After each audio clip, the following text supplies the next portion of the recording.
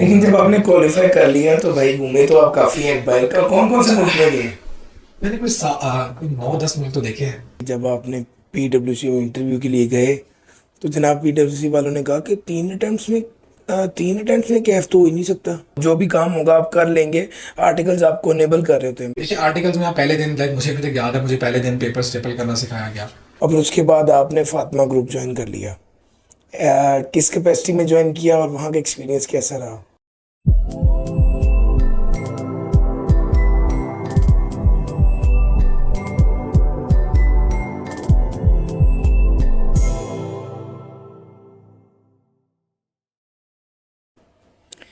अस्सलाम वालेकुम। असातिज़ा की नसीहत ज़िंदगी में बड़ा अहम किरदार अदा करती है, लेकिन मेरी ज़िंदगी का तजर्बा ये है कि हम अपने दोस्तों के एक्टिविटी से, दोस्तों के कामों से जितना तेज़ी से सीखते हैं ना, शायद असातिज़ा की नसीहत से भी उतना तेज़ी से पिक नहीं कर सकते। हमारी क्लास में मौजूद हमारे दोस्त हमें बहुत बेहतर तरीके से चीज़ें सिखाते हैं। बाज़ औक़ात वो हमें नसीहत नहीं कर रहे होते, वो एक्चुअल में ऐसे परफॉर्म कर रहे होते हैं जिससे हम सीख लेते हैं कि यार ये कैसे काम कर रहा है, हमें ऐसे करना चाहिए। और इंसान की बड़ी खुशकिस्मती होती है कि इंसान को कुछ ऐसे दोस्त सीए में मिल जाएं जो ना सिर्फ ये कि अपने अमल से गाइड कर रहे हों बल्कि उसके लिए हमेशा अच्छा सोचें। और आज एक ऐसी ही दोस्त को मैंने अपने शो में दावत दी है जिन्होंने हमेशा, जिनके हर अमल ने मेरे लिए एक गाइडलाइन का काम किया और आज माशाल्लाह एक लेजेंड के तौर पे यहाँ पर मौजूद हैं। Please welcome mister Usman Sabir. अस्सलाम वालेकुम sir. Thank you for the kind words, thank you for inviting me. Generally मैं आपके साथ, हमारी मुलाकात सबसे पहले एफएससी में हुई जब हम एकेडमी में थे, और मुझे ये पता था कि भाई ये साहब हैं, इनके अबू फाइनलिस्ट हैं।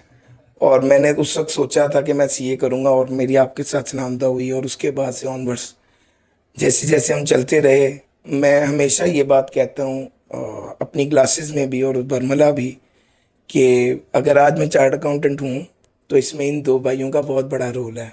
तो सर उन दो भाइयों में से एक उस्मान और एक जीशान, तो भाई जो उस्मान साबिर हैं वो आज हमारे शो में है। बहुत शुक्रिया आपके टाइम का। Thank you, thank you. मेहनत तो यार नहीं होती है, बाकी आप सपोर्ट करें अपनी अपने कोलीग्स को और अपने अपने साथ लोगों को, तो उसका हमेशा आपको फ़ायदा होता है। इल्म बांटने से हमेशा बढ़ता है।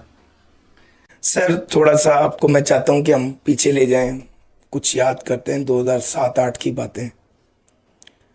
आपका बैकग्राउंड थोड़ा बताते हैं कि आप लाहौर से ही हैं या आपके फादर, जैसे मैंने बताया, फाइनलिस्ट हैं। इसके अलावा आपका बैकग्राउंड क्या था?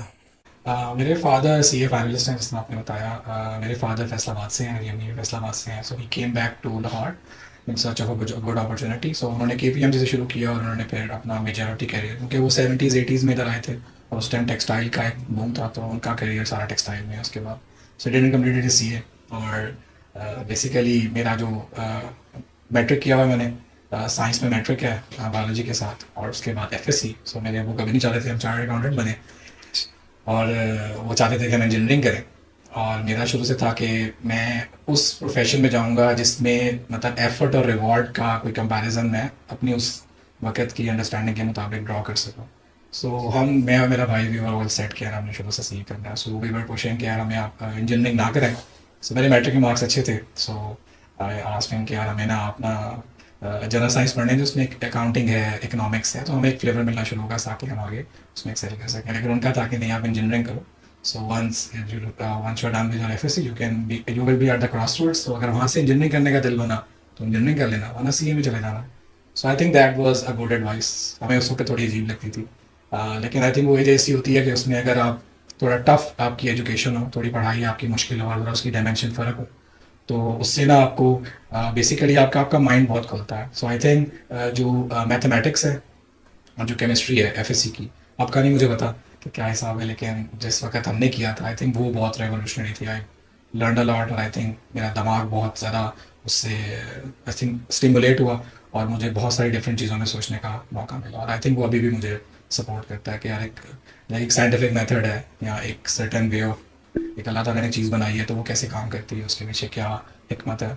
सो लाइक आप किसी भी इंडस्ट्री में जाएँ या किसी भी, चाहे वो मैन्युफैक्चरिंग है, सर्विस है, वहाँ पर आपको कहीं ना कहीं आपकी वो साइंस साइंस वाला बैकग्राउंड आपको सपोर्ट करता है। जबरदस्त। उसके बाद मुझे याद है कि मैं तो आपके पीछे लग गया कि भाई ये दो भाई जो कहेंगे मैं भी वो कर लूंगा। फिर आपने एसीसी शुरू किया, 6 माह मुझे याद है कैट के पेपर्स दिए। फिर वन गुड डे आपने कहा कि यार हम एसीसी नहीं कर रहे, हम डायरेक्टली सीए को स्विच कर रहे हैं। मुझे बहुत ज़्यादा पता नहीं था, बस ये पता था कि भाई ये जो भाई दो करेंगे ना ये ठीक करेंगे, चूँकि इनके फादर भी रेलिवेंट फील्ड के हैं तो मैंने इनके साथ लगे रहना। मैंने भी 6 माह एसीसी आपके साथ ही किया और फिर उसके बाद हम सीए की तरफ स्विच कर गए। बस वक्त तो बहुत पुराना है, लेकिन आज बता दें भाई ऐसा क्यों किया था। उस वक्त एसीसी शुरू करना एक न्यू न्यू थिंग थी, न्यू एक नई क्वालिफिकेशन थी। आई थिंक उसमें बिल्कुल एक आध साल हुआ था इसको पाकिस्तान में शुरू हुए हुए। सो उस वक्त इंटर तक एग्जाम्शन होती थी, तो सी इंटर तक जो 12 पेपर्स होते थे हमारे टाइम यानी आज का कैफ। जी। सो वो आपको एग्जाम हो जाते थे, लेकिन उस वक्त भी रूमर्स थे कि ये एग्जाम्शन ख़त्म हो जाएगी। सो थोड़ा सा करने का, आई थिंक कैट के हमने 2 या 3 पेपर्स दिए थे और फिर हमने ये कहा कि जब करना ही सीए है तो फिर सीए एसीसी करने का क्या फ़ायदा है। अगर लेट्स से आप एसीसी के एडवांस स्टेजेस में जाके अगर वो एग्जाम्शन ख़त्म हो जाती है और हमें फिर सीए में जाके इंटर से पीछे कोई किसी मॉड्यूल में एडजस्ट किया जाता है, तो वो इक्वलेंस आई थिंक उस वक्त बड़ी फिर डीमोटिवेटिंग होती है। So that's why we switched किया, जो करने आए थे वो करते हैं। सो उस वक्त हमारा उस वक्त आई थिंक 3 अटैम्प्ट्स बिल्कुल नई नई सीए में शुरू हुई थी।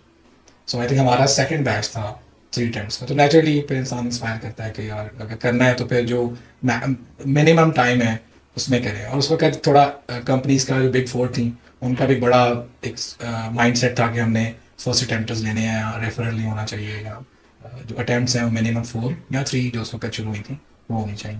सो शुरू कर दिया।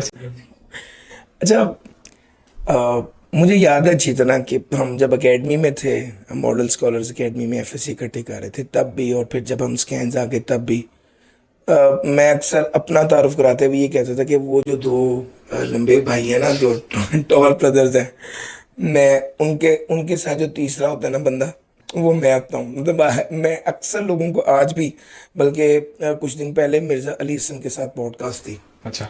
तो मिर्जा अली हसन को मैंने बताया, उसको याद नहीं आ रहा था। जब मैंने ये कहा ना कि यार वो जो दो लंबे भाई होते थे तो उसको भी मेरा भी याद आ गया।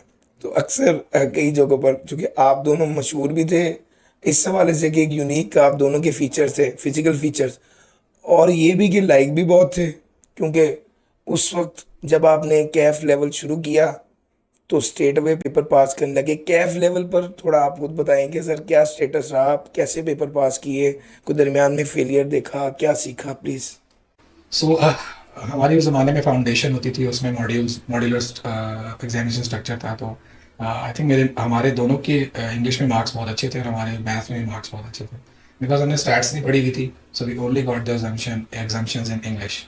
सो इंग्लिश एग्जाम थी और एक पेपर पे तो होता था कि यार ये क्यों अकेला पेपर दे बना, तो हमने ए और बी कंबाइन किया और हमने आई थिंक इकट्ठे चार पेपर आप लोगों ने दिए 5 में। इंट्रोडक्शन टू अकाउंटिंग था, एक पेपर मर्केंटाइल लॉ था और एक इकोनॉमिक्स था। यस।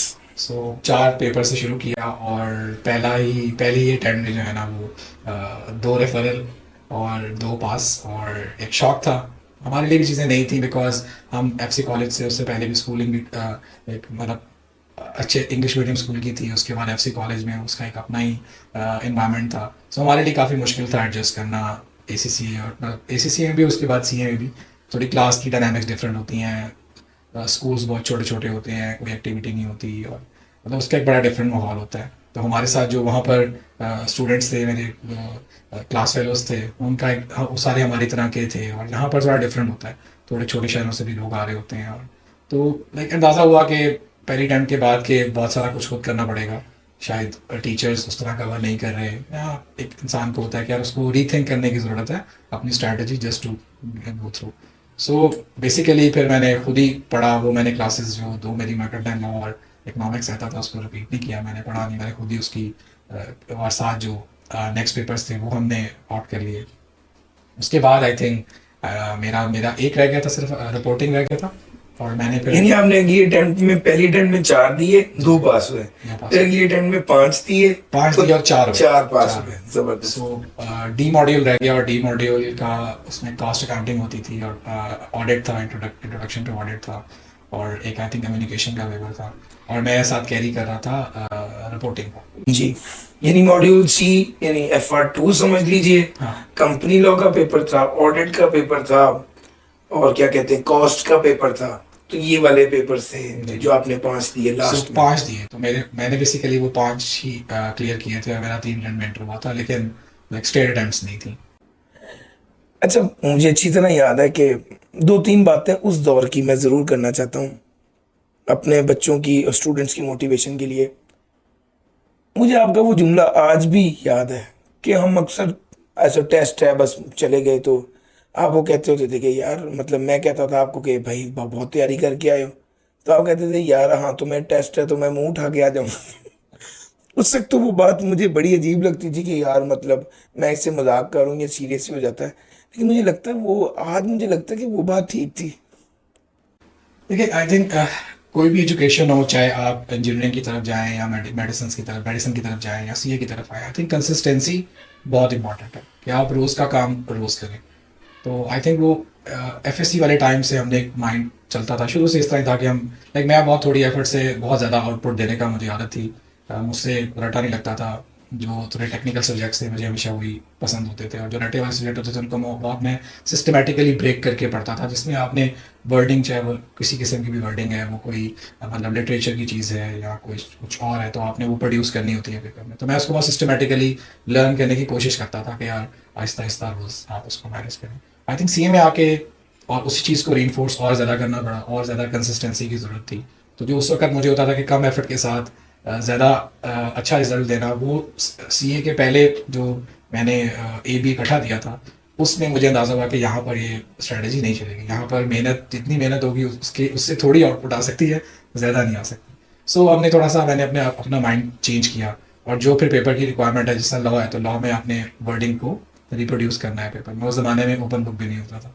सो वो चाहे मर्केंटाइल लॉ है, कॉन्ट्रैक्ट एक्ट है, कुछ भी है, वो आपने एग्जैक्ट वर्डिंग प्रोड्यूस करनी होती थी।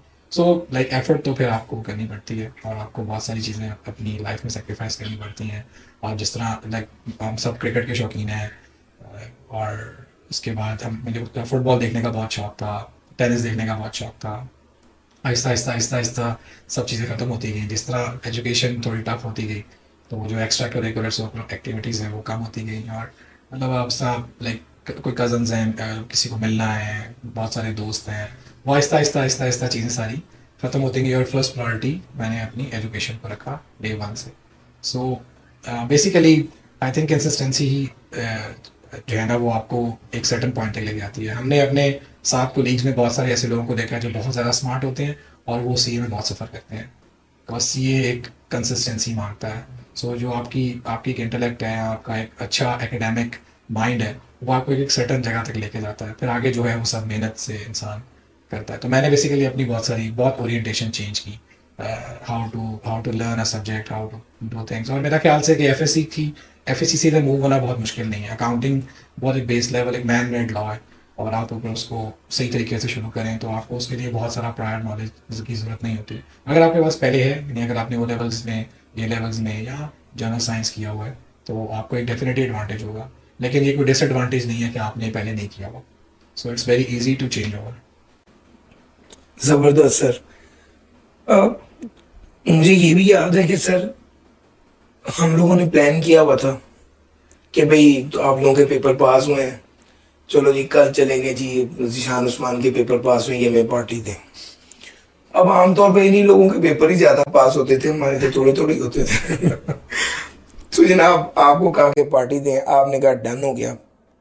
पार्टी का डिसाइड हो गया कि अगले दिन पार्टी है, हम सारे जाएंगे MM आलम रोड पे, और सारी बात तय हो गई। और उस दिन सर ने टेस्ट रख दिया। तो आप दोनों भाइयों का ख्याल था कि यार आज टेस्ट है, आज हम पढ़ लेते हैं घर जाके, कल टेस्ट है कल चले जाएंगे। मुझे याद है कि उस दिन मुझे बड़ा बुरा लगा था, लेकिन आज मुझे लगता है कि यार आप लोग अपनी पढ़ाई के साथ कितने लॉयल थे अपनी अपने काम के साथ, कि यार इस पे कॉम्प्रोमाइज़ नहीं है, हर चीज़ है बहुत अच्छी है, सब साथ चलते हैं, हम दोस्त हैं। लेकिन यार इसका ये मतलब नहीं है कि दोस्ती की खातिर मैं जिस काम करने के लिए हम इकट्ठे क्लास में बैठते हैं वो काम ही छोड़ दूँ। मुझे लगता है आज के दौर में जो सबसे बड़ा चैलेंज है वो ये है कि हम दोस्त हैं तो पढ़ाई बाद में देखेंगे, पहले दोस्ती कर लेते हैं। लेकिन उस वक्त जब मैं अक्सर क्लास में आप लोगों की ये वो सारी बातें कोट करता हूँ कि यार मतलब आपकी दोस्ती इसलिए भी चूंकि आप क्लास में इकट्ठे थे, तो क्लास में इकट्ठे होने वाला काम, क्लास वाला काम पहले करना है ना। तो आपने ये नहीं कहा कि भाई हम नहीं जाएंगे, आपने कहा आज टेस्ट रख दिया है, आज नहीं जा सकते, आज मैंने जब घर जाके पढ़ना है। चूंकि आप लोगों का असूल एक ही होता था, रोज का काम रोज। अच्छा, उस चक्कर में फिर हम उस दिन नहीं गए। अब हम जैसे लोगों ने जिन्होंने सोचा था कि भाई आज तो इंशाल्लाह पार्टी होगी, खाना भी नहीं खाया हुआ था हमें तो बहुत अच्छा नहीं लगा, लेकिन व्हेन आई लुक बैक तो मुझे लगता है कि वो आप लोग अपने काम के साथ बहुत ज़्यादा सिंसियर थे कि यार इस पे कोई कॉम्प्रोमाइज़ नहीं है। बच्चों को क्या एडवाइस करेंगे भाई, वो क्या चीज़ है जो करनी है और जिस पे कॉम्प्रोमाइज़ नहीं करना। देखिए, जब आप पढ़ना अपने कोई भी सब्जेक्ट को, आपके सामने एक सब्जेक्ट है, उसको आपने एक सर्टेन पीरियड में, लाइक 4 महीने की मैक्सिमम क्लासेस होती हैं, और उसके बाद आपने उसे क्लियर करना होता है। एक सर्टेन एप्टीट्यूड अटेन करना होता है, सर्टेन आवर्स हैं जो आपको उस सब्जेक्ट को देने पड़ते हैं, just to get the competence that is required to pass the paper ना। सो अगर अकाउंटिंग है, लेट्स से, सो आप अकाउंटिंग प्रैक्टिस से होती है, सो आप प्रैक्टिस से शुरू करें, तो वो जैसे आपको टीचर पढ़ा रहा है आप उसके साथ साथ चलें। मुझे तो याद है हमारे अदील साहब हमें अकाउंटिंग पढ़ाते थे, सो लाइक अब वो बहुत एफर्ट करते थे क्लास के अंदर, और मुझे लगता था कि उनको उनको ये फील होता था कि बच्चे शायद पढ़ के नहीं आते, तो जो लोग पढ़ के आते थे ना उनको वो स्पेशल अटेंशन देते थे कि यार एटलीस्ट इनको बात तो समझ आ रही है ना। सो लाइक अगर आप टीचर की पेस पे चलेंगे ना, टीचर से आप बहुत सारी सपोर्ट और ले सकते हैं। अगर आपको एक चीज़ समझ नहीं आई तो आप वो उसी वक्त ही पूछ सकते हैं। जब आप सिलेबस आगे चल रहा है, पीछे चीज़ पूछते हैं, तो वो टीचर के लिए भी मुश्किल होती है उस लेवल पे वापस आना, और वो भी एक अपने फ्लो में पढ़ा रहे होते हैं। सो आई थिंक सीए करने के लिए कोई भी आपको, अगर आपने ज़िंदगी में कुछ बनना है, तो आपको जो भी एजुकेशन आप अपने लिए सेलेक्ट करेंगे वो मुश्किल होगी। फिर ना आप अगर मेडिसिन में है तो आपने पहले एमबीबीएस करना है, उसके बाद आपने स्पेशलाइजेशन करनी है। अगर आप एमबीबीएस करके छोड़ देंगे तो इस तरह से आपने इंटर करके सीए में आगे पेपर पास नहीं किया। सो कंसिस्टेंसी, रोज़ का रोज़ आप उसको पढ़ें, और हमेशा अपनी स्ट्रैटेजी बनाएं, कभी किसी की स्ट्रैटेजी को फॉलो ना करें। और अपने जो सीनियर्स हैं, स्पेशली जो आपसे बिल्कुल लेटेस्ट अटेम्प्ट में जिन्होंने दी है, जो फेल हुए हैं वो भी और जो पास हुए हैं वो भी, उनसे आप पूछें। ठीक है, हो सकता है वो आपको उस तरह एंटरटेन ना करें या थोड़ा सा आपको लगेगा रूड है, लेकिन आपका काम है कि आप उनसे उनका एक्सपीरियंस ज़रूर लें। सो आपको बहुत सारे लोग कहते मिलेंगे कि यार सी ए वाले पास नहीं करते, आई क्या पास नहीं करता, आप उनसे भी ज़रूर पूछें। तो आप आइडेंटिफाई करें और फिर अपनी एक स्ट्रैटेजी बनाएं। जैसा हम सुनते हैं कि यार सुनो सबकी और करो अपनी, तो ये एक स्ट्रैटेजी आप ज़रूर अपने साथ रखें। हर पेपर को पास करने का एक तरीका है, लेकिन जिस तरीके से किसी और ने पास किया, हो सकता है कि वो आप अगर कॉपी पेस्ट करें तो आपको वो स्ट्रैटेजी आपके साथ ना चले। सो लोगों से बात करें, कोई एक अच्छा मेंटोर रखें अपनी ज़िंदगी में, चाहे वो आपकी फील्ड से हो चाहे आपकी फील्ड से ना हो। सो आपको फिर थोड़ा सा सपोर्ट मिलना शुरू होता है। अपनी फैमिली को ज़रूर समझाएं, अगर तो आपकी फैमिली में कोई सीए है तो मे बी दे अंडरस्टैंड कि यार सीए किस तरह की पढ़ाई है, सीए में फेलियर एक रूटीन की चीज़ है। सो लेकिन अगर एक बंदा, लाइक मुझे पता है मेरे बहुत सारे दोस्त जो इंजीनियरिंग में गए या मेडिसिन में गए, वो पहले दिन अपने साथ डॉक्टर लगा लेते थे, लेकिन सीए में ये श्योरिटी नहीं है कि क्या आपके नाम के आखिर में ए सी आएगा कि नहीं आएगा। तो तो ये एक और अपॉर्चुनिटी है। अगर आप अपने साथ कोलीग्स को देखें, अपने अपने क्लास फेलोज को देखें जो किसी और फील्ड में चले गए, वो अपने करियर के शुरू में बहुत स्ट्रगल करते हैं। ठीक है, उन्होंने 4 साल बैचलर्स में लगाए, 2 साल मास्टर्स में लगाए, और वो बिल्कुल जब मार्केट में जाते हैं तो इंडस्ट्री उनको मतलब बिल्कुल बेस लेवल जॉब पे लेके आती है। सीए में ऐसा नहीं है। और मतलब अगर चले मेडिसिन की बात अगर हम करें या इंजीनियरिंग की बात करें, तो वो बहुत एक नॉर्मल पे से शुरू करते हैं, और फिर आहिस्ता आहिस्ता आहिस्ता आहिस्ता तो उनका एक नाम बन जाता है, एक स्टैंडिंग बन जाती है, स्पेशली डॉक्टर्स की, तो वो फिर बहुत अर्न करते हैं, लेकिन वो जाके कि मिड 40s में वो लेवल अचीव कर पाते हैं। सीए की ये बात है कि आप राइट फ्रॉम द स्टार्ट आप एक बहुत अच्छी सैलरी ड्रॉ करना शुरू करते हैं, और फिर मे बी इन 45 ईयर्स जब आप 40-45 साल के हों तो वो डॉक्टर आपसे बहुत आगे निकल चुका हो प्राइस में, लेकिन उसने जो मार्क खाई है ना, आपने वो शायद नहीं करना, क्योंकि आपकी एजुकेशन आपको पहले से उसके लिए करियर के पासिंग रेशियो इतनी कम है, तो डेफिनेटली आपकी डिमांड बढ़ती है। सो कहने का मकसद ये है कि सीए की जो एजुकेशन है वो डिज़ाइन इस तरह है कि वो आपको इंडस्ट्री के लिए तैयार कर रहे हैं या एक स्पेसिफिक प्रैक्टिस के लिए तैयार कर रहे हैं। सो उसमें आर्टिकल्स हैं, कुछ भी है, तो अगर आप अपना कंपैरिजन करेंगे अपने एक, लाइक 18 साल में हम फॉर्म में चले जाते हैं, तो आपके जो 18-19 साल के दोस्त होंगे वो आपसे बहुत फ़र्क होंगे, जो इंजीनियरिंग और मेडिसिन में होंगे। आपको लगेगा यार ये तो थोड़ा सा बचपना है इनके अंदर, बिकॉज हमें बहुत जल्दी मेच्योर होना पड़ता है जब हम आर्टिकल्स में मूव करते हैं, कहीं और जाते हैं। सो बेसिकली सीए की पढ़ाई में जो एक ही चीज़ है ना, वो है मेहनत। सो अगर आप बहुत इंटेलिजेंट हैं तभी भी आपने मेहनत करनी है, अगर आप उस तरह एकेडमिकली गिफ्टेड नहीं है तो फिर भी आपने उससे ज़्यादा मेहनत करनी है वहाँ तक। अच्छा सर, आपने कैफ पास किया और ये जुमला भी मुझे याद है कि जब आपने पीडब्ल्यूसी में इंटरव्यू के लिए गए तो जनाब पीडब्ल्यूसी वालों ने कहा कि 3 अटेम्प्ट्स में कैफ तो हो ही नहीं सकता। मॉड्यूल तो 4 होते हैं, ABCD। क्योंकि आप लोग बिल्कुल पहले दूसरे उस ग्रुप में थे जिन्होंने अभी दो दो मॉड्यूल्स इकट्ठे दे के पास किए हुए थे। तो वो भी मतलब मैं इसको भी बड़ा ज़हन में मुझे आता है, तो मुझे खुशी होती है कि जनाब उस पॉइंट पर पीडब्ल्यूसी वालों को जाकर ये बताना कि हो सकते हैं कि देखो मैंने ऐसे ऐसे पास किया है। और उसके बाद आपने पीडब्ल्यूसी ज्वाइन भी किया। लेकिन असल में जब सीए बंदा ज्वाइन करता है ना तो उसकी ख्वाहिश होती है कि यार हर बंदा चाहता है टॉप नंबर 1 जगह पर जाए और फिर आपके वहाँ पर आर्टिकल्स हो जाए। तो मुझे लगता है कि बड़ा मेमोरेबल मोमेंट होता होगा। वो कैसा फील हुआ था जब आपको वहाँ से ज्वाइनिंग कॉल आ गई थी? आ, बहुत अच्छा फील होता है, सारी बात है। आप एक सेट टारगेट जब अचीव करते हैं तो उसकी फीलिंग तो बहुत अच्छी होती है। मुझे मेरा इंटरव्यू याद है अभी तक, किसने लिया, कैसे मैंने उसमें गलत जवाब भी दिए बहुत सारे।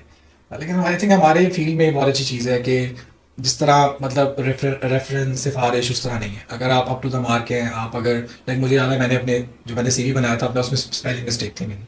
सो तो लेकिन वो आपका कॉन्फिडेंस देखते हैं, आपके बात करने का तरीका देखते हैं और आपकी अटेम्प्ट्स देखते हैं, वो जो कि बेसिक क्वालिफायर है। सो अटेम्प्ट्स या सीए की एजुकेशन एक सर्टन पॉइंट के बाद जब आप इंटर हो जाते हैं तो वो एक क्वालिफायर है। It is just your foot in the door. उसके बाद फिर आपने अपनी पर्सनैलिटी से, अपनी अपने अपने स्किल सेट से, या जो भी आप उस जिस लेवल पे भी हैं उससे आपने बेसिकली फिर अगले वाले बंदे को इम्प्रेस करना होता है ताकि वो आपको हायर कर सके। सो इट्स ऑल लाइक अगर आप उनको लगता है कि आप उनके लेवल पे हैं तो डेफिनेटली वो आपको हायर करते हैं। सो आई थिंक अब तो फॉर्म्स ने बहुत अपनी पॉलिसी चेंज कर दी है। आई थिंक वो उस तरह की अटैम्प्ट्स ज़्यादा कम देखी जाती हैं, ज़्यादा वो ग्रूमिंग देखते हैं कि आपकी एजुकेशन सीए से पहले कैसी रही है, आप बोलते कैसे हैं, आप दिखते कैसे हैं, आप सिचुएशंस को, मुश्किल टफ सिचुएशंस को कैसे हैंडल करते हैं। आई थिंक अब तो टेस्ट वगैरह भी होता है कोई स्टार्टिंग में, लेकिन हमारे ज़माने में इस तरह नहीं होता था। और लेकिन 2 इंटरव्यूज़ होते थे और उसमें उसके बाद सिलेक्शन हो जाती थी। और सो बेसिकली हम 2 भाई थे, तो उसकी वजह से जिस तरह आपने पहले भी कहा, तो एक थोड़ा सा ज़्यादा लोगों को पता होता है, लोग ढूंढते हैं अच्छा ये कौन है। तो आई थिंक पहला वो मोमेंट था जिसमें आई थिंक एक अचीवमेंट फील होती है कि यार फाइनली वी हैव अराइव्ड, हमने कुछ किया है। लेकिन सारी बात है वो एक स्टेप था। उसके बाद जब हम फॉर्म में गए तो अंदाज़ा हुआ कि यार अब सब एक तरह के लोग हैं, सारे ही लाइक अच्छी फैमिली से थे, सी एंटर थे और सब कुछ करके दिखाना चाहते थे। तो लाइक वो एक एक्सपीरियंस बड़ा अच्छा होता है। मुझे एफसी कॉलेज वाली फीलिंग जो है ना वो इधर आई बाद में जब मैं आर्टिकल्स में आया। अच्छा, आर्टिकल्स में हमारे यहाँ आर्टिकल्स में ना अजीब सी बात है, वो एक मिसाल बनी हुई है कि उसको छुट्टी ना मिली जिससे सबक याद किया। तो हमारे यहाँ ना जो ज़्यादा सिस्टमेटिक तरीके से, स्ट्रक्चर्ड तरीके से चलता है, उसको उसको फ़ायदा होने की बजाय ना आर्टिकल में नुकसान हो जाता है। वो इतना अच्छा काम कर रहा होता है बेचारा कि फिर दूसरे बंदे कहते हैं तुम फारिग रहने तो काम सारा ये कर लेगा। तो बाज़-औक़ात ये बड़ा मुश्किल भी हो जाता है उसको हैंडल करना। और मुझे याद है कुछ इस तरह का सीन आपने भी फेस किया है अपने आर्टिकल्स लाइफ में। उसके बारे में कुछ बताएं और ये भी बताएं कि सर इसका हल क्या है? हाँ देखिए, आई थिंक हमारी जो फॉर्म फॉर्म बेसिक बिजनेस है। सो उन्होंने आप बेसिकली वो देखेंगे जो काम कर रहा है उसको वो और काम देंगे, and it is not a bad thing. So मैं बहुत सारे लोगों को देखता हूँ वो बहुत ज़्यादा इस चीज़ पे फोकस्ड होते हैं कि यार पैसे बहुत कम हैं, हम इतने घंटे काम कर रहे हैं। मुझे लगता है कि अगर फर्म आपसे पैसे मांगे ना कि हम आपको एम्प्लॉय कर रहे हैं, आप हमें पैसे दें, ना एक स्कूल फीस लेता है, तो फिर भी वो जस्टिफाइड है। जिस लेवल का एक्सपीरियंस और जिस तरह वो हमें ग्रूम करते हैं एक सर्टन सेट तरीके से। मैं अगर अपने आर्टिकल्स देखूं तो मेरे 17 क्लाइंट्स हैं 3.5 years में। और जब मैं अपने छठे या सातवें क्लाइंट पे था तो उस वक्त मेरे जो बैचमेट्स थे वो अपने पहले या दूसरे क्लाइंट पे जा रहे थे या वहाँ से वापस आ रहे थे। सो काम तो बहुत किया और दिन रात कोई पता नहीं होता था। कंसेक्यूटिव आउट स्टेशंस भी थे। सो मुझे लगता है कि वो मेरे लिए उस वक्त तो बहुत फील होता था कि नहीं यार पढ़ना भी साथ साथ चलना चाहिए। लेकिन मैं बेसिकली काम पे मेरा ज़्यादा फोकस होता था, पढ़ाई भी साथ साथ चल रही थी, लेकिन मैं काम पूरी अपनी एफर्ट के साथ करता था कि मैं जो भी जितनी मेरे में एबिलिटी है उसके लिहाज से मैं चलूँ। उसमें टफ सीनियर्स भी आते हैं जिनसे आपका डिफरेंस ऑफ ओपिनियन होता है, उनके काम करने के तरीके से, उनके उनकी पर्सनैलिटी से आपकी उस तरह की मिस मैच रहता है। लेकिन वो भी एक पार्ट ऑफ लाइफ है। आपकी जॉब में जाके अगर आपके इर्द गिर्द के लोग उस तरह पसंद नहीं हैं या वो आपको किसी भी कोई इश्यूज़ है आपके साथ, तो आपने कैसे सर्वाइव करना है। You can't just wake up and से मैं तो जा रहा हूँ, कल से मैंने नहीं आना। तो वो आपको एक बेसिकली थोड़ा सा तैयार करते हैं उस चीज़ के लिए कि आगे ज़िंदगी में जो मुश्किलात आएंगी या इंडस्ट्री में जाके आपको मुख्तलिफ तरह के लोगों के साथ चलना पड़ेगा, तो आपने कैसे चलना है। तो मैं तो इस बात पे मतलब आप कहें कि भाई मेरा ईमान है कि आपको फॉर्म में फुल एफर्ट देनी चाहिए काम को। आप अगर आप बैलेंस कर सकते हैं सो बहुत अच्छा है। अगर आप एजुकेशन और जो है अपनी एक वर्क काम को मैनेज कर सकते हैं वेल एंड गुड। लेकिन अगर आप वो नहीं कर सकते तो फिर आपको मेरा ख्याल से वो काम को बनाने देना चाहिए, क्योंकि वो मौका आपको दोबारा कभी नहीं मिलेगा। देखिए एजुकेशन ना आपको एक चीज़ सिखाती है हाउ टू, अगर एक टास्क है, लेट से एक पॉइंट ए पॉइंट बी है, तो पॉइंट ए से पॉइंट बी तक कैसे पहुंचना है, रास्ता क्या आपने करना है। किसी को नहीं याद, लाइक मुझे अब 10 साल हो गए क्वालिफाई किए हुए। मैंने मेरा ज़्यादा एक्सपीरियंस जो आई थिंक हम आगे डिस्कस भी करेंगे वो अकाउंटिंग साइड पे बिल्कुल भी नहीं है। सो अगर मुझसे को पूछे कि कौन सा नया आया फारस आया, आई डोंट नो। लेकिन अगर मुझे अगर मैं किसी कंपनी का CFO बन जाऊँ तो मैं एक सर्टन टाइम के बाद वो कॉम्पिटेंस दोबारा से अचीव कर सकता हूँ। मुझे पता है मैंने कौन सी बुक खोलनी है, कहाँ सर्च करना है, कौन सा स्टैंडर्ड देखना है। सो आपको याद कुछ नहीं रहता। इट्स ऑल अबाउट कि आपकी जो ट्रेनिंग है कि आपने एक टास्क को सॉल्व कैसे करना है इफेक्टिवली एंड एफिशिएंटली, वो चीज़ आपको सिखाती है। बेसिकली ये अनेबल करते हैं आपको, तो आप कर सकते हैं, जो भी काम होगा आप कर लेंगे। आर्टिकल्स आपको अनेबल कर रहे होते हैं। देखिए आर्टिकल्स में आप पहले दिन, लाइक मुझे अभी तक याद है, मुझे पहले दिन पेपर स्टेपल करना सिखाया गया, पेपर पंच करना सिखाया गया, 2 साइड फोटोकॉपी कैसे करती है वो सिखाई गई। और 6 महीने के बाद हम लाइक CFOs के सामने बैठे होते थे। तो बहुत सारी आप गलतियाँ भी करते हैं। आप लाइक आप अजीब सा हेयर कट नहीं करा सकते, आप बहुत कैजुअल ड्रेसिंग नहीं कर सकते, आपने सोचना है आपने क्या बोलना है। वो सीनियर लोग हैं और आप एक कंपनी को रिप्रेजेंट कर रहे हैं उनके सामने। सो वो एक एक चीज़ को नोट कर रहे होते हैं आपकी। सो आपने, और फिर दूसरी तीसरी बात ये है कि आपने उनसे डाटा लेके उन्हें गलतियाँ निकालनी है। तो उस चीज़ को कैसे आपने मैनेज करना है। आई थिंक वो जो डायनामिक्स है ना, वो आपको बहुत चीज़ें ज़िंदगी में सिखाती हैं। सो एक ग्रेजुअल लर्निंग प्रोसेस है। आप उस लर्निंग प्रोसेस में रहेंगे तो आप फिर बहुत बहुत आगे जाएंगे। सो मेरे जितने भी फर्ग्यूसन के कोलीग थे जिन्होंने अच्छा काम किया, काफ़ी काम किया, बेशक उनके पेपर फॉर्म पास हो गए या थोड़ी देर बाद हो गए, तो अगर अभी कॉम्पिटेंस है तो पेपर पास कर ही लेंगे। लेकिन शायद ये 3 साल 3.5 साल के आर्टिकल्स दोबारा आपको कोई मौका नहीं देगा सीखने का। और जब आप इंडस्ट्री में जाएंगे या आप फॉर्म में रहते हैं तो उनको ये लगेगा कि आप एक फिनिश प्रोडक्ट हैं और आप आके यहाँ पर काम करेंगे और उनके सोल्यूशन, आपके उनके प्रॉब्लम्स को सॉल्व करेंगे। हमारे यहाँ मैंने ये भी देखा है कि, और जो आई थिंक जो इसके अलावा जो अप्रोच है, उसके अलावा जो एक चीज़ है ना, वो है कि आपने हर वक्त प्रॉब्लम्स आइडेंटिफाई, प्रॉब्लम्स तो होते हैं, अगर आप अपने बॉस को प्रॉब्लम के साथ सोल्यूशन भी देना तो आपकी वैल्यू बढ़ती है। सो हाउ टू, मतलब आप प्रॉब्लम तब रेज करें जब आपका सोल्यूशन हो। सही है ना। मैंने बहुत सारे लोगों को देखा है वो बस प्रॉब्लम्स हाईलाइट करते रहते हैं और उनके पास सोल्यूशंस नहीं होते। सो अगर एक जितना सीनियर बंदा होता जाता है उतना उसका जो है ना बेसिकली अटेंशन टाइम वो कम होता रहता है। अगर आप उससे, अगर एक लेट से मैं और आप बात कर रहे हैं, हम दोनों मैनेजर लेवल किया, तो वो शायद 10 मिनट आपकी बात सुन ले। तो CFO वो शायद आपको 5 मिनट दे, CEO आपको 10 सेकंड ज़्यादा नहीं देगा। सो आपकी वर्डिंग बहुत क्रिस्प होनी चाहिए, आपने क्या बात करनी है, आपने कैसे कौन सी चीज़ को हाईलाइट करना है, अपने काम को प्रायोरिटाइज कैसे करना है, इसका क्या पेन पॉइंट है जो ये उससे पहले पूछेगा। काम तो बहुत सारे होते हैं। सो बेसिकली आई थिंक आर्टिकल्स आपको बहुत कुछ सिखाते हैं और आई एम ग्रेटफुल अपने सीनियर्स, अपने मैनेजर्स का जिन्होंने मुझे मौका दिया। उस वक्त बहुत अजीब लगता था, मैं सोचता था कि यार मैं डिपार्टमेंट चेंज कर लेता हूँ।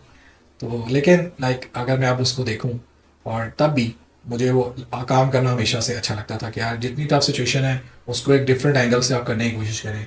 वर्किंग पेपर्स बने होते हैं, आप उस वर्किंग पेपर्स के ऊपर सेम उसी तरह जो उन्होंने किया है वो भी कर सकते हैं। लेकिन ये क्यों हुआ है, अगर ये टेस्ट ऑफ डिटेल्स हैं, एनालिटिक्स हैं, ये क्यों किए गए, क्या इससे कोई और तरीका है इस एनालिटिक्स को करने का। सो आप इस तरह भी सोचें। नॉर्मल में देखा है लोग लकीर पे लकीर लगाते हैं, सो वो होते जाता है, काम तो हो ही जाता है, टाइम भी गुजर जाता है। लेकिन अगर उसको आप मैक्सिमम यूटिलाइज करें तो फिर आपकी उस तरह का माइंड डेवलप होता है कि अच्छा मैं कोई भी सिचुएशन हैंडल कर सकता हूँ। तो कोई भी एरिया है, कोई भी सेगमेंट है, और कोशिश करेंगे अगर आप, और मल्टीपल इंडस्ट्रीज़ का एक्सपीरियंस लें, सर्विस भी देखें, टेक्नोलॉजी भी देखें, मैन्युफैक्चरिंग भी देखें, केमिकल इंडस्ट्रीज़ कैसे काम करती हैं, मैन्युफैक्चरिंग कैसे काम करती है। मुझे याद है मैं होंडा गया, मैं डेस्कॉन के ऑडिट पे गया, अब वो मैन्युफैक्चरिंग कंपनीज थी। फिर मैंने IT कंपनीज भी देखी, फार्मा कंपनी का भी हमने एक छोटा सा पार्ट देखा, म्यूचुअल फंड्स देखे। सो लाइक हर इंडस्ट्री की अपनी डायनामिक्स होती हैं, तो वो आपको फ्लेवर ही मिल रहा है। यू कैन डिसाइड क्या मैंने आगे कहाँ जाना है, लाइक मुझे कौन सी इंडस्ट्री सूट करती है। क्या मुझे सर्विस पसंद आई जब मैंने सर्विस को ऑडिट किया, क्या मुझे जो मैंने एरिया किया, लेट से आप इन्वेंट्री कर रहे थे तो इन्वेंट्री में आपको क्या अच्छा लगा, तो आप अपना करियर भी कहीं प्लान कर रहे होते हैं कि अच्छा मैंने इंडस्ट्री में रहना है या मैंने सर्विस में जाना है। क्या मुझे इंटरनल ऑडिट पसंद आया, क्या मुझे एक्सटर्नल ऑडिट पसंद आया, क्या मुझे डिसीजन मेकिंग पसंद आई, क्या ये CFO जो काम कर रहा है अगर ये मुझे करना पड़े तो मैं कर सकता हूँ, like would I be happy और would I excel in that role. तो मैं आर्टिकल्स को बहुत हाईली रेट करूँगा as on equal footings as getting your CA. ज़बरदस्त, बड़ा कॉम्प्रिहेंसिवली आपने इस चीज़ को एड्रेस किया। जो आर्टिकल्स के साथ, अच्छा आपने आर्टिकल्स में बहुत लर्निंग की है और वही लर्निंग जो है वो थ्रू आउट आपकी लाइफ में आपके काम आती है, लेकिन आर्टिकल्स के साथ क्वालिफाई करना भी इक्वली चैलेंज होता है। बल्कि अगर सच बात कहूँ तो वो ये है कि जो इस वक्त बच्चा आर्टिकल कर रहा है ना, वो आर्टिकल्स से ज़्यादा या काम से ज़्यादा ये सोच रहा है कि मैंने पास कैसे करना है पेपर, चूँकि उसको हर बंदे ने एक ही बात बताई है, यार पेपर पास करो बाकी सब कुछ हो जाएगा। आपने जो कहा बिल्कुल राइटली सेड कि भाई वो ऐसे नहीं होता। लर्निंग का वो टाइम है, वो 3.5 साल आपके पास हैं, वो समझ लें कि आप लेबॉर्ट्री में हैं, आपने उससे सब कुछ सीख है ना, बाद में उस लेबॉर्ट्री में किसी ने आपको घुसने नहीं देना उस तरह।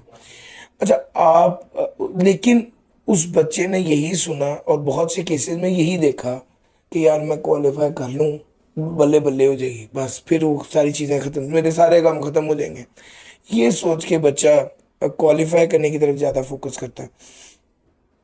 अच्छा सवाल ये है कि अगर आर्टिकल्स के दौरान क्वालिफाई ना कर सके तो फिर क्या स्ट्रेटजी होनी चाहिए? जॉब करनी चाहिए या जॉब नहीं करनी चाहिए और क्वालिफाई करना चाहिए? देखिए, एक दफ़ा आपके आर्टिकल्स ख़त्म हो गए तो नॉर्मली ये होता है कि जब आर्टिकल्स की आप आखिरी जॉब्स पे होते हैं तो जो आपका क्लाइंट है या जो आपका मैनेजर है फॉर्म में, तो वो दोनों आपको देख रहे होते हैं कि यार ये पोटेंशियल अच्छा रिसोर्स है, मैं इसको हायर कर लेता हूँ। तो नॉर्मली आपको जॉब्स ऑफर्स आ जाती हैं, या वो अपनी फर्म से आ जाती है या आपको जिस क्लाइंट पे आप एक जो करंट क्लाइंट होता है, जो उससे पिछला क्लाइंट होता है, नॉर्मली वहीं से ऑफर्स आ जाती है। मैंने तो यही देखा। तो वो एक बड़ा ईजी चॉइस होती है कि यार आपका एक देखा वाला इन्वायरमेंट है, आप लोगों को जानते हैं, आपको काम का भी थोड़ा बहुत अंदाज़ा है, इंडस्ट्री का अंदाज़ा हो जाता है जब आप ऑडिट करते हैं कि यार किसके साथ किस तरह काम करती है, इसके बोर्ड पे कौन है, किसका क्या काम करने का तरीका है। लेकिन अगर आपके पेपर 3.5 साल गुजर गए और आपके पेपर पास नहीं है, तो मैं तो आपको रिकमेंड नहीं करूँगा कि आप जॉब करें। तो इफ़ यू हैव समबडी जो आपके साथ, जो आपका मेंटर है या आपकी फैमिली में ऐसा कोई है, you can just borrow the money, और इफ यू हैव मनी तो आप फ़ौरन जंप ना करें। फिर आर्टिकल खत्म होने के बाद अगर आपके पेपर क्लियर नहीं हुए, जितना मेरे नहीं हुए थे, तो आपको चाहिए कि आप पहले अपने पेपर पास करें। सो अगर आपको 1 आध साल 1.5 साल ब्रेक भी लेनी पड़ती है, break in the sense from professional life, job से ब्रेक लेनी पड़ती है, तो वो कोई बहुत बहुत ज़्यादा आपको उसके इश्यूज़ नहीं होंगे, सही है ना। लेकिन अगर आप ब्रेक ले रहे हैं तो फिर उसको आप ब्रेक की तरह चलाएं कि ये एक ट्रांजिशन है और मैंने इस ट्रांजिशन में से जल्दी निकलना है। जितना मेरा सिर्फ एक पेपर पास हुआ था पूरे आर्टिकल्स में, मैं back to back out sessions कर रहा था, बेतहाशा क्लाइंट्स थे। एक वक्त में हाफ ईयर भी हो रहा होता था, फुल ईयर भी हो रहा होता था, तो मैं एक वक्त में दो जॉब्स भी कर रहा होता था, 2 डिफरेंट क्लाइंट्स के ऊपर। लाइक अगर वहाँ पर प्लानिंग फेज़ बंद हुआ है, ख़त्म हुआ है, तो आप एक हाफ ईयर करें, उसके बाद जाके ऑडिट करें। सो तो मेरे लिए एक बड़ा चैलेंज था। मैंने इससे पहले कभी इस तरह फेलियर नहीं देखा था कि मैं एकेडमिकली शुरू से मतलब ठीक था, तो उस फेलियर ने मुझे बहुत सिखाया। और जब मैंने आर्टिकल्स के बाद जॉब नहीं की और मैं तकरीबन 1.5 साल मुझे लगा पूरा सीए करते हुए, तो वो आई थिंक मेरे लिए बहुत एक लर्निंग का फेज़ था। तो अगर मैं देखूँ तो वो एक ब्लेसिंग थी कि मेरे पेपर पास नहीं हुए, बिकॉज मैं काम में भी अच्छा था, मैं एकेडमिकली भी गिफ्टेड था, तो वो चीज़ें ना मुश्किल हो जाती हैं फिर आपके लिए। तो आई थिंक हाँ, आपको ना डिफीट के अंदर या फेलियर के अंदर उसको दिल पे नहीं लेना चाहिए और सक्सेस आपके दिमाग पे नहीं जानी चाहिए। सो मुझे लगता था कि मेरा वो सक्सेस वाला इशू मेरे साथ होता अगर मुझे फेलियर ना देखना पड़ता। तो मेरे लिए वो एक बहुत बड़ा एक लर्निंग का फेज़ था वो वाला, क्योंकि मैंने जॉब नहीं की, मैंने बेसिकली अपने आप को थोड़ा आइसोलेट किया। क्योंकि इंसान है तो वो देखता है कि अच्छा उसको क्वालिफाई हो गया, उसको क्वालिफाई हो गया, तो फिर आप थोड़ा सा परेशान भी होते हो और अपने आप को मैनेज करने की कोशिश करते हो। सो बेहतर है कि आप अपना सीए आर्टिकल्स के अंदर ही करें, काम को कॉम्प्रोमाइज़ भी ना करें और क्वालिफाई करें। और अगर नहीं होता तो फिर आप जॉब ना करें। अगर इन केस आप बहुत ज़्यादा आपको फाइनेंशियल इश्यूज़ हैं और अपनी फैमिली को सपोर्ट करना है, फिर आप कर सकते हैं, लेकिन फिर आपका जो टारगेट है वो बहुत लंबा हो जाएगा। मैंने बहुत सारे लोगों को देखा है जो एक दफ़ा जॉब में जाते हैं फिर कभी उसमें से निकल नहीं पाते और उनका सीए नहीं होता। देखिए, आप जितना मर्जी अच्छा काम करेंगे ना, ये जो डिग्री है ना सीए की, ये बहुत सारी हो सकता है कि एक सीए से बहुत अच्छी अकाउंटिंग, एक बहुत अच्छा स्किल किसी फाइनलिस्ट के पास हो, लेकिन जब आपके पास डिग्री होती है तो फिर आपको कोई क्वेश्चन नहीं करता चाहे आप गलत बात ही कर रहे हो, सही है ना। तो बेसिकली वो एक माइलस्टोन है और एक सर्टिफिकेशन है कि यार ये बंदा सही बात भी कर सकता है, सही है। सो डिग्री इंपॉर्टेंट है, उसके बगैर आपने जो टारगेट सेट किया वो अभी अचीव पूरा नहीं है। सो डिग्री को फोकस रखें, काम को भी आप उतनी ही इंपॉर्टेंस दें। सो अगर आप दोनों में से किसी को ज़्यादा इंपॉर्टेंस नहीं दे रहे तो फिर आप गलत कर रहे हैं, फिर आपका या तो टारगेट बहुत लंबा हो जाएगा या फिर आप फिर प्रोफेशनल लाइफ में जाके सफ़र करेंगे। लेट से आपने अपनी एजुकेशन को प्रायोरिटी दी और काम नहीं सीखा, अब आप सीए तो बन गए, आप जॉब एप्लीकेशन आई, एक जॉब पोस्टिंग आई, आपने उसके ऊपर अप्लाई कर दिया, उन्होंने देखा है सीए है, उन्होंने आपको इंटरव्यू के लिए बुला लिया, तो फिर आप क्या करेंगे इंटरव्यू में जाके? या चले लेट से उन्होंने आपको हायर भी कर लिया, उसके बाद क्या होगा? सो लाइक आप कितना सीख लेंगे? वो तो आपको चाहिए कि आप like within 1 month 2 months up to पार हो उनकी कंपनी में जिस बेस पे बाकी लोग काम कर रहे हैं। सो दोनों चीज़ें इंपॉर्टेंट हैं। और बेसिकली आर्टिकल्स में आपको इंडस्ट्री सेलेक्ट करने का मौका मिल जाता है। जिस तरह मैंने जब अपनी पढ़ाई बाकी जो EF की, तो मुझे financial decision making, financial management, जिसको हम BFD और वो बैक में उस टाइम स्प्लिट था उसका, लेकिन आई थिंक उसको बाकी के जो प्रोफेशनल स्टडीज़ हैं ACC हो गया, इसको फाइनेंशियल मैनेजमेंट कहती हैं, शॉर्ट टर्म डिसीजन मेकिंग है लॉन्ग टर्म। मुझे वो बहुत अच्छी लगी, तो मुझे लगा कि ये वो चीज़ है जिसमें मैं आगे कुछ अपना करियर देख सकता हूँ। और आई थिंक आर्टिकल्स के बाद आपको ना जो अपॉर्चुनिटी बिल्कुल सामने है उस पर जंप नहीं करना चाहिए। अगर आपने तब तक अपना जेन बना लिया तो बहुत अच्छा है, लेकिन अगर आपने जेन नहीं बनाया, मैं देखा नॉर्मली जो पहली अपॉर्चुनिटी होती है लोग उसी पे जाके ज्वाइनिंग दे देते हैं। मैंने अपने क्वालिफाई करने के तकरीबन 3 महीने के बाद भी मैंने जॉब नहीं की। मैंने मल्टीपल जगह 10-12 जगह मैंने इंटरव्यूज़ दिए, और फिर मुझे अल्लाह की तरफ से, मेरे पेरेंट्स की दुआएं थी कि मुझे मेरी पसंद की पोजीशन मिली एक अच्छी कंपनी में। पोजीशन मुझे अच्छी पोजीशन मिली। कंपनी बहुत मैटर करती है आपके CV पे, जिस तरह अभी आपने एक वाव फैक्टर होता है एक अच्छी कंपनी का। सो मेरे हमारे टीचर थे, वो कहते होते थे कि यार आप किसी बड़े ऑपरेशंस का एक छोटा सा हिस्सा बन जाना, किसी छोटे से ऑपरेशंस का बड़ा हिस्सा ना बनना। हमेशा आप बड़ी जगह पे ज़्यादा सीखते हो। तो ये सो आप भी कोशिश करें कि अपनी जो पहली जॉब है वो पहली दफ़ा जाके आप हेड ऑफ इंटरनल ऑडिट ना लग जाए या कोई मेजर, क्योंकि आपको सीखने का मौका नहीं रहेगा।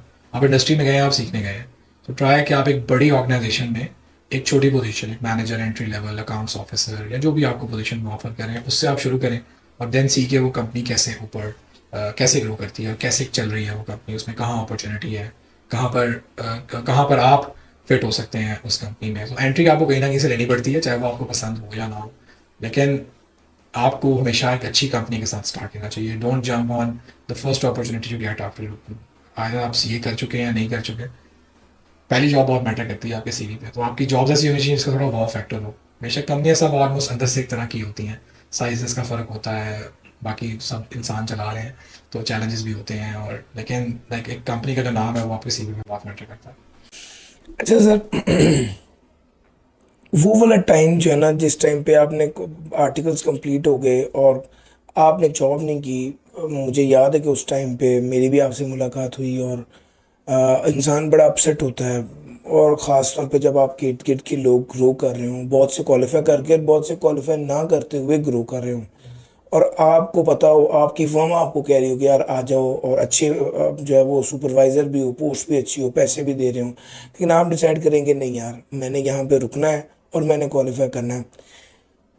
How tough was this decision, और क्या कहते हैं, आप क्या समझते हैं कि उस टाइम को आपने कैसे फेस किया, और बच्चों को क्या एडवाइस है जब आप ये बात कह चुके हैं कि भाई जॉब नहीं करनी, क्वालिफाई करना?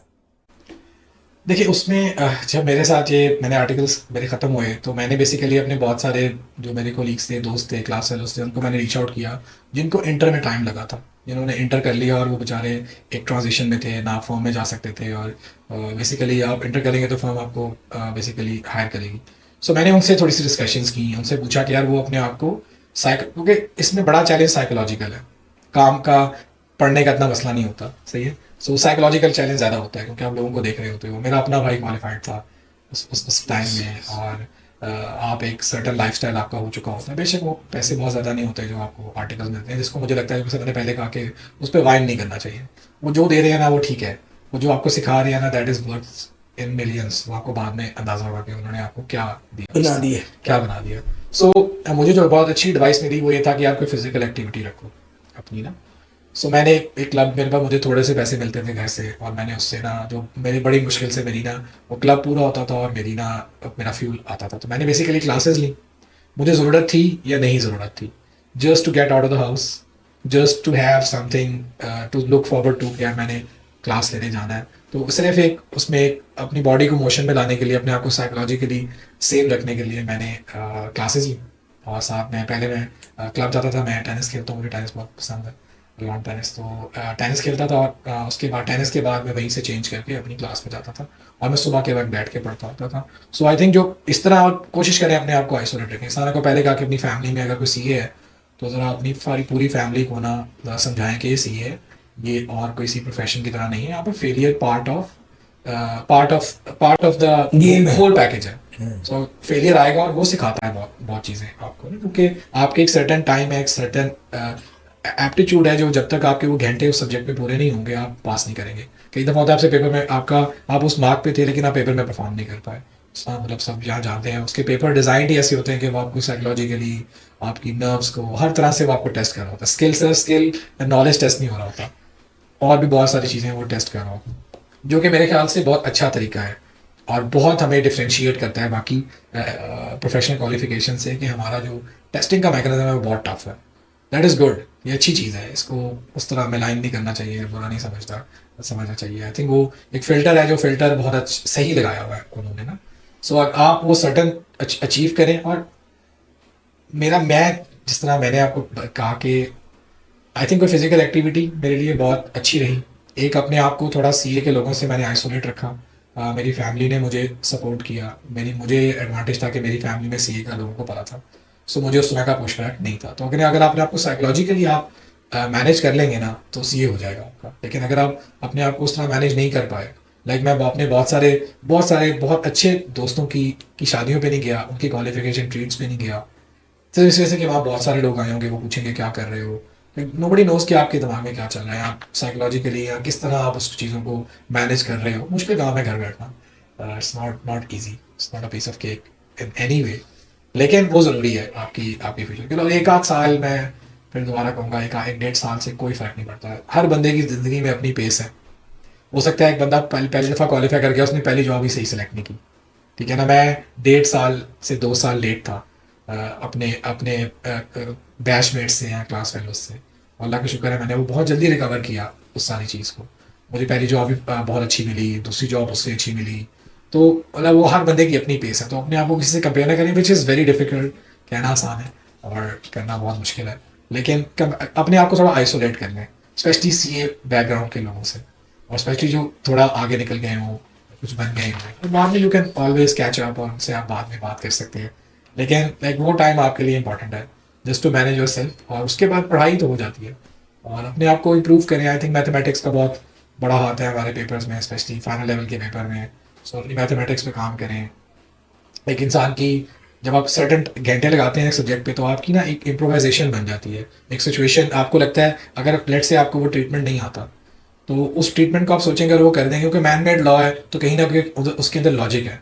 सो आप लॉजिकली चलना शुरू कर देंगे ना, आप एक सर्टन उस लेवल पे पहुंच जाते हैं ना, आपने वो घंटे लग से आपने 50-60 घंटे एक सब्जेक्ट को दे दिए, आपने प्रैक्टिस कर ली, तो फिर आपकी कॉन्फिडेंस डेवलप हो जाती है। तो अपनी इंस्टिंक्ट को भी ना को फॉलो करें, डरे ना उससे। ये आपसे मैंने बात करनी थी कि उस टाइम पे ना आपका मैक का मैनेजमेंट अकाउंटिंग का पेपर रहता था। मुझे याद है जब आपने क्वालिफाई किया तो फिर मैंने आपसे आपके हैंड रिटन नोट्स लिए। मैं आज टीचिंग में आके 10 साल पढ़ाने के बाद ये बात भी कह रहा हूँ कि वो आउट क्लास नोट्स थे, और उस तरह के नोट्स अभी तक किसी टीचर ने नहीं बनाए होंगे। I know that. वो जो सिस्टमेटिक अप्रोच है जो आप डेवलप करते हैं, वो कैसे डेवलप हो सकती है?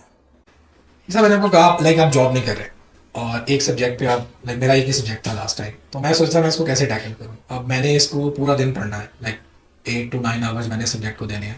मैं ऐसा क्या कर सकता हूँ कि मेरा दिल लगा रहे सब्जेक्ट में, मुझे काम करने का मौका। मैंने कहा नोट्स बनाते हैं, और मैंने 2-3 बुक्स जो मेरे पास अवेलेबल थी, आई थिंक ACC की, जो टीचर रिकमेंड करते थे, हमने अजान रशीद साहब से पढ़ा था। तो he was a very nice teacher.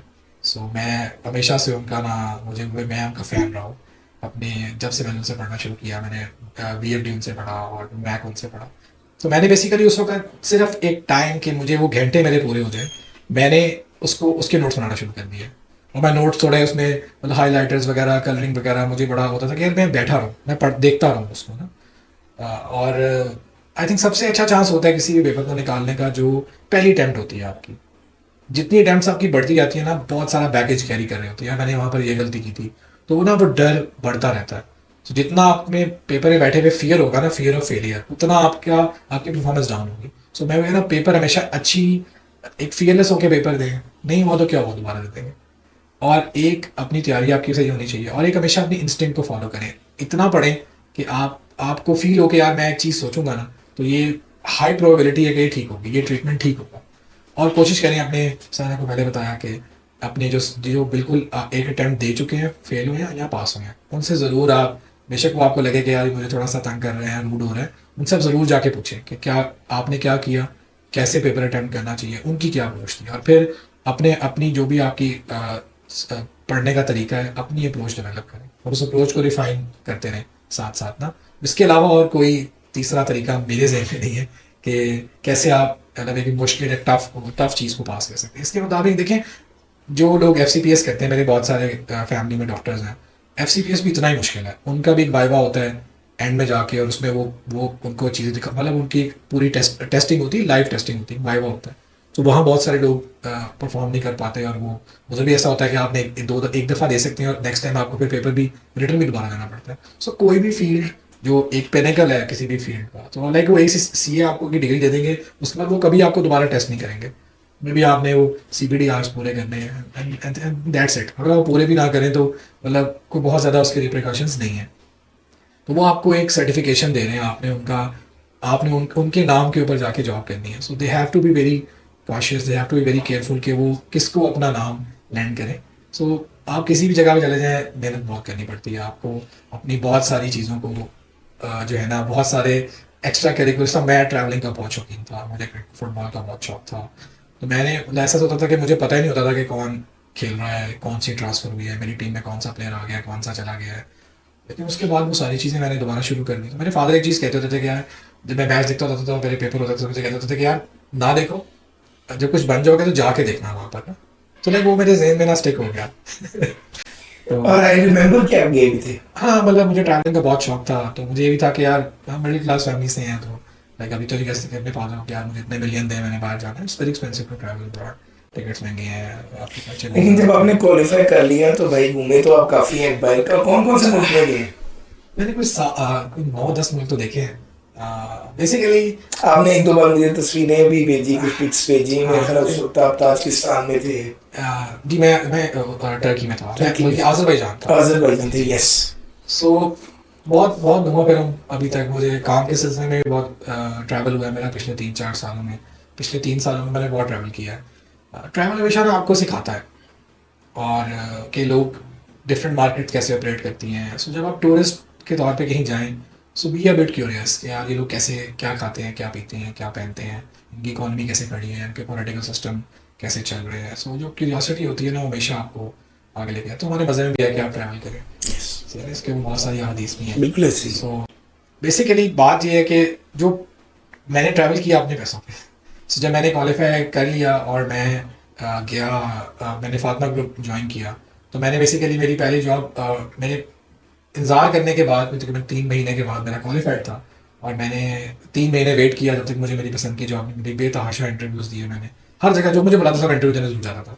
अब हर दफ़ा कुछ ना कुछ सीखते हो, कुछ गलत करते हो और फिर अपनी स्ट्रैटेजी को ठीक करते हो। मैं अपने आप को प्रिपेयर कर रहा था कि जो इवेंचुअल इंटरव्यू है, इसमें जाके मेरी प्लेसमेंट होनी है, वो सही होना चाहिए।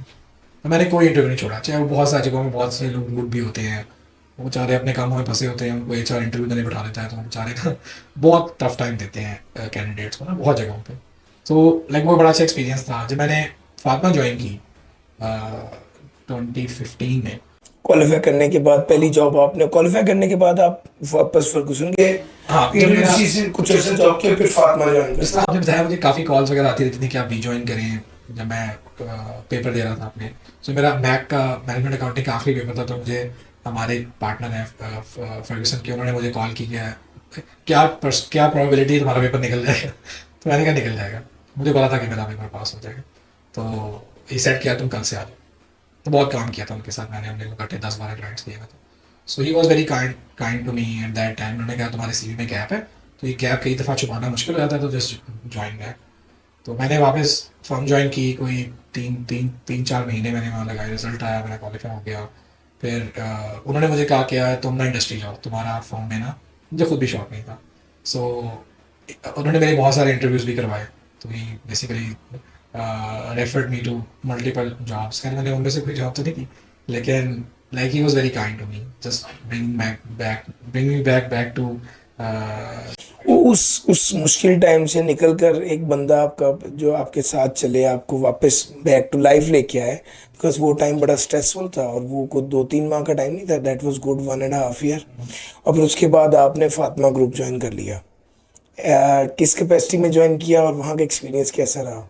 मैंने वो ज्वाइन किया था एज अकाउंट्स ऑफिसर। सो वहाँ पर उनकी बेसिकली उनका स्ट्रक्चर इस तरह का है कि वो प्रोजेक्ट डेवलपमेंट पे बड़ा काम करते हैं। सो इनका मर्जर एक्विजिशन से इन हाउस कॉर्पोरेट फाइनेंस कहते हैं। सो कॉर्पोरेट फाइनेंस बेसिकली टीम थी उनकी, तो उसमें उन्होंने 2 लोगों की हायरिंग की, उसमें से एक मैं था। तो एक रूटीन का काम था उनकी, टैक्स की रिटर्न्स होती थी, मैं वो टैक्स की रिटर्न्स बनाता था। सो दे सेड टू मी, उनका एक कंसल्टेंट था जो उनको ना फाइनेंशियल मॉडल्स बना के देता होता था, and he was charging them in dollars. So वो उनके पास इन हाउस मॉडलिंग का कोई रिसोर्स नहीं था। सो उन्होंने मुझे एक मॉडल दिया, उन्होंने कहा तुम इस मॉडल को समझो, अगर तुम्हें समझ आ गया तो जॉब तुम्हारी। I am very very very very fond of, और बहुत पसंद है मुझे वो अपने, आई थिंक मेरे बेस्ट बॉस जितने भी मेरे बॉसेस रहे ना वो, जिन्होंने बेसिकली इतना उन्होंने मुझे उस वहाँ पर बेसिकली ना, कोई बॉस आपको ग्रूम होने का में सपोर्ट करे और आपको मौका देना, आई थिंक इससे बेहतर बात नहीं हो सकती कोई भी ना। सो अदनान उनका नाम है, मुझे बहुत पसंद है, मैं अभी भी उनसे इन कांटेक्ट हूँ। और तो उन्होंने बेसिकली मुझे कहा कि तुम्हारे पास 4 महीने हैं और इसको अगर समझ गए तो जॉब तुम्हारी है। सो मैंने वो 4 महीने बहुत मेहनत की और वो मॉडल मुझे समझ आ गया। और मैंने सिर्फ वो मॉडल नहीं समझा, मैंने नेपरा की साइट पे जाके वो पावर प्रोजेक्ट्स को देखते थे। सो मैंने पावर के बहुत सारे प्रोजेक्ट्स के मॉडल्स खुद ही बना लिए बैठ के, क्योंकि नेपरा की इन्फॉर्मेशन है पब्लिकली अवेलेबल होती है। सो उन्होंने मुझे फिर basically I became the finance lead. So मैं वहाँ पर मर्जर एक्विजिशन उनकी जो नए प्रोजेक्ट्स थे ना, ग्रीन फील्ड प्रोजेक्ट्स थे, उसकी फाइनेंशियल मॉडलिंग मैं करता था और फिर एंड में उसका ऑडिट करवाते थे, वहाँ सबमिशंस होती थी। सो नेपरा को आपको मॉडल बना के सबमिट करना पड़ता है। सर आप तो क्वालिफाई कर गए, तो अब तो ख़त्म नहीं हो गई मेहनत? आप तो इसके बाद मेहनत की स्टोरियां सुना रहे हैं कि अब दोबारा मैंने 4 माह फिर बहुत मेहनत की। तो बच्चे तो समझते हैं कि जिस दिन क्वालिफाई होगा उस दिन एक BMW आएगी, उसमें मैं बैठ जाऊंगा और बाकी ज़िंदगी ऐसी खुशी गुजरेगी।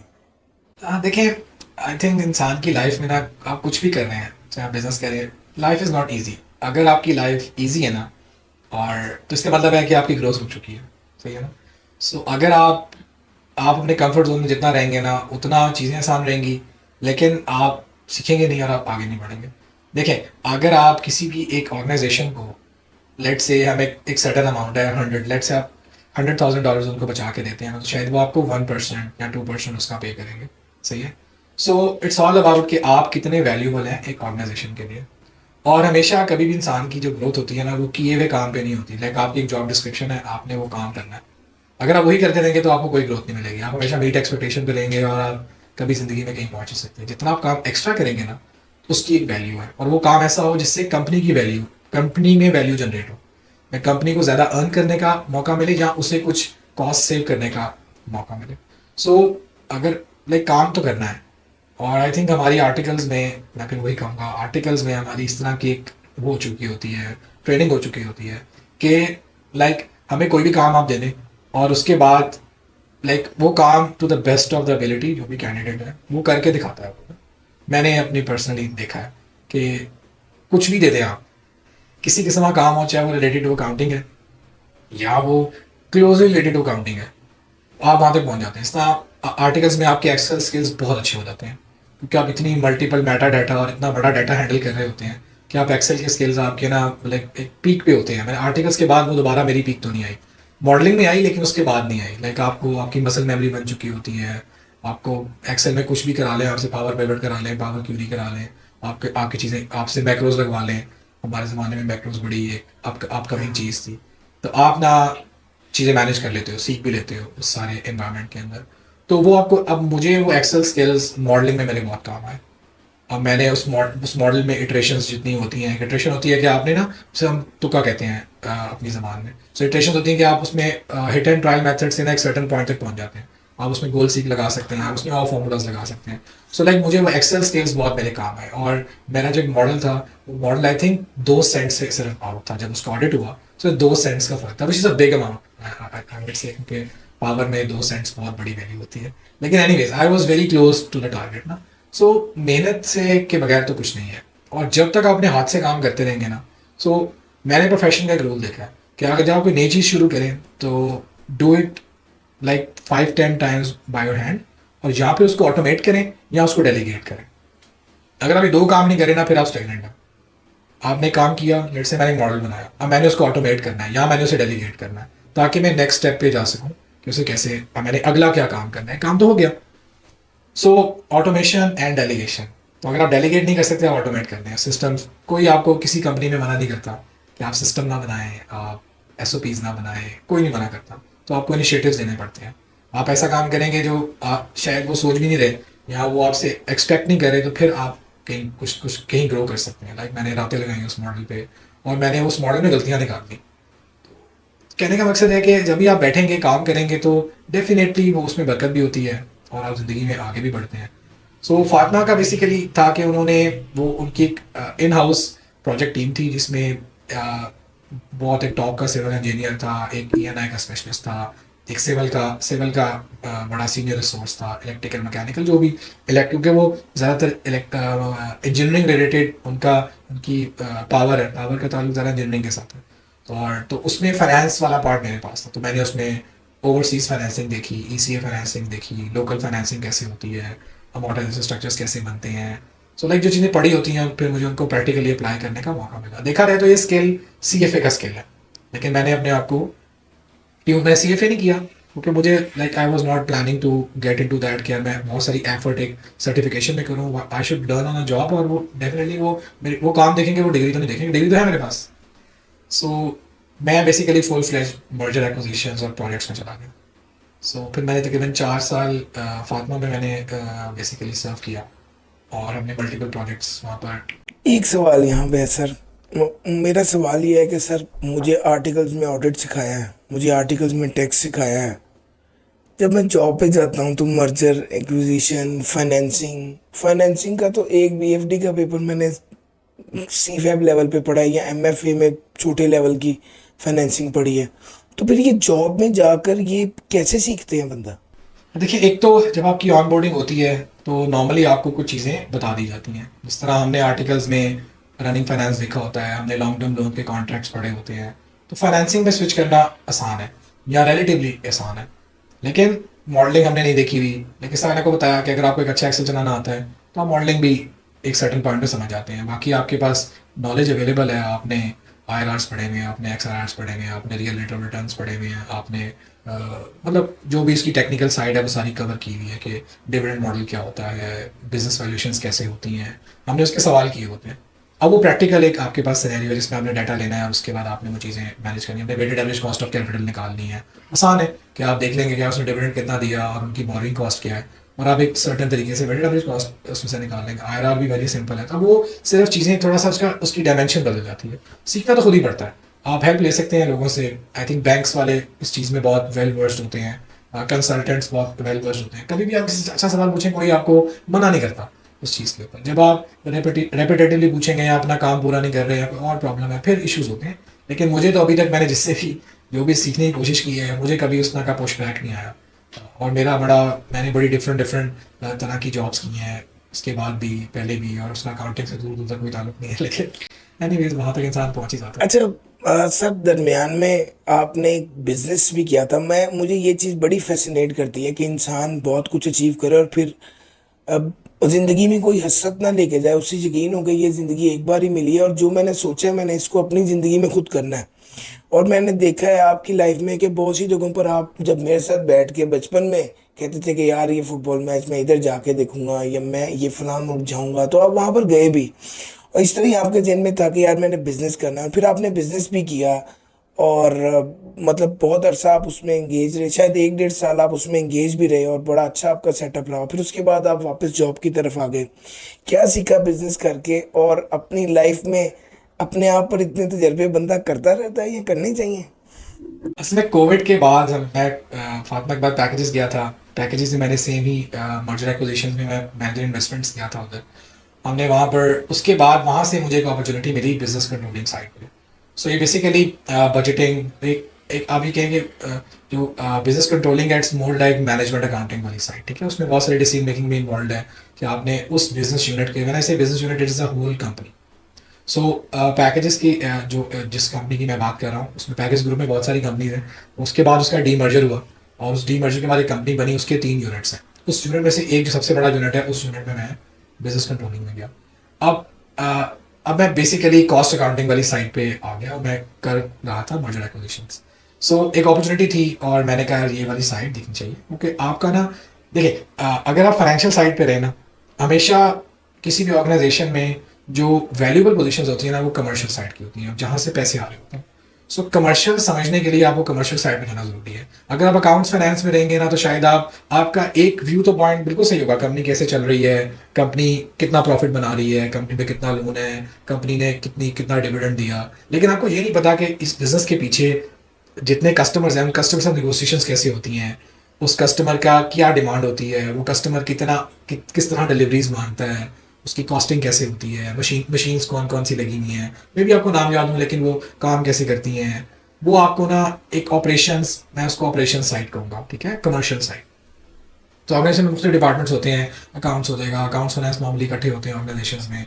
इसके अलावा आपके पास ये ऑपरेशन साइड होती है, ऑपरेशन साइड्स में आपके पास इंजीनियर्स होते हैं जो मशीन्स चल रही होती हैं उनको, मैं मैन्युफैक्चरिंग की बात करूँ। सो तो कमर्शियल साइड पे ना जाना बहुत ज़रूरी है आपके किसी पार्ट ऑफ करियर में, ताकि आपको कि धंधा कैसे होता है, मेरे बॉस कहते होते हैं, वो समझ आए कि कंपनी ठीक है वैसे बना रही, कैसे बना रही है, कौन बना के दे रहा है, या कैसे पैसा बनता है और कैसे पैसा नहीं बनता। तो मेरे लिए ना वो चीज़, वो 3 साल आई थिंक मेरी ज़िंदगी के मुश्किल तरीन साल थे। सो लाइक चैलेंजेस थे, मेरे कुछ डिफरेंसेस थे वहाँ पर लोगों के साथ, और कोविड का टाइम था। कोविड में ये हुआ कि हमारी कंपनी वो एफएमसीजी सेक्टर से है और इंपोर्ट सारी बंद हो गई, तो बेतहाशा डिमांड थी। जो लोग पहले इंपोर्ट करते थे वो लोकली हमसे परचेज करना शुरू हो गया पैकेजिंग।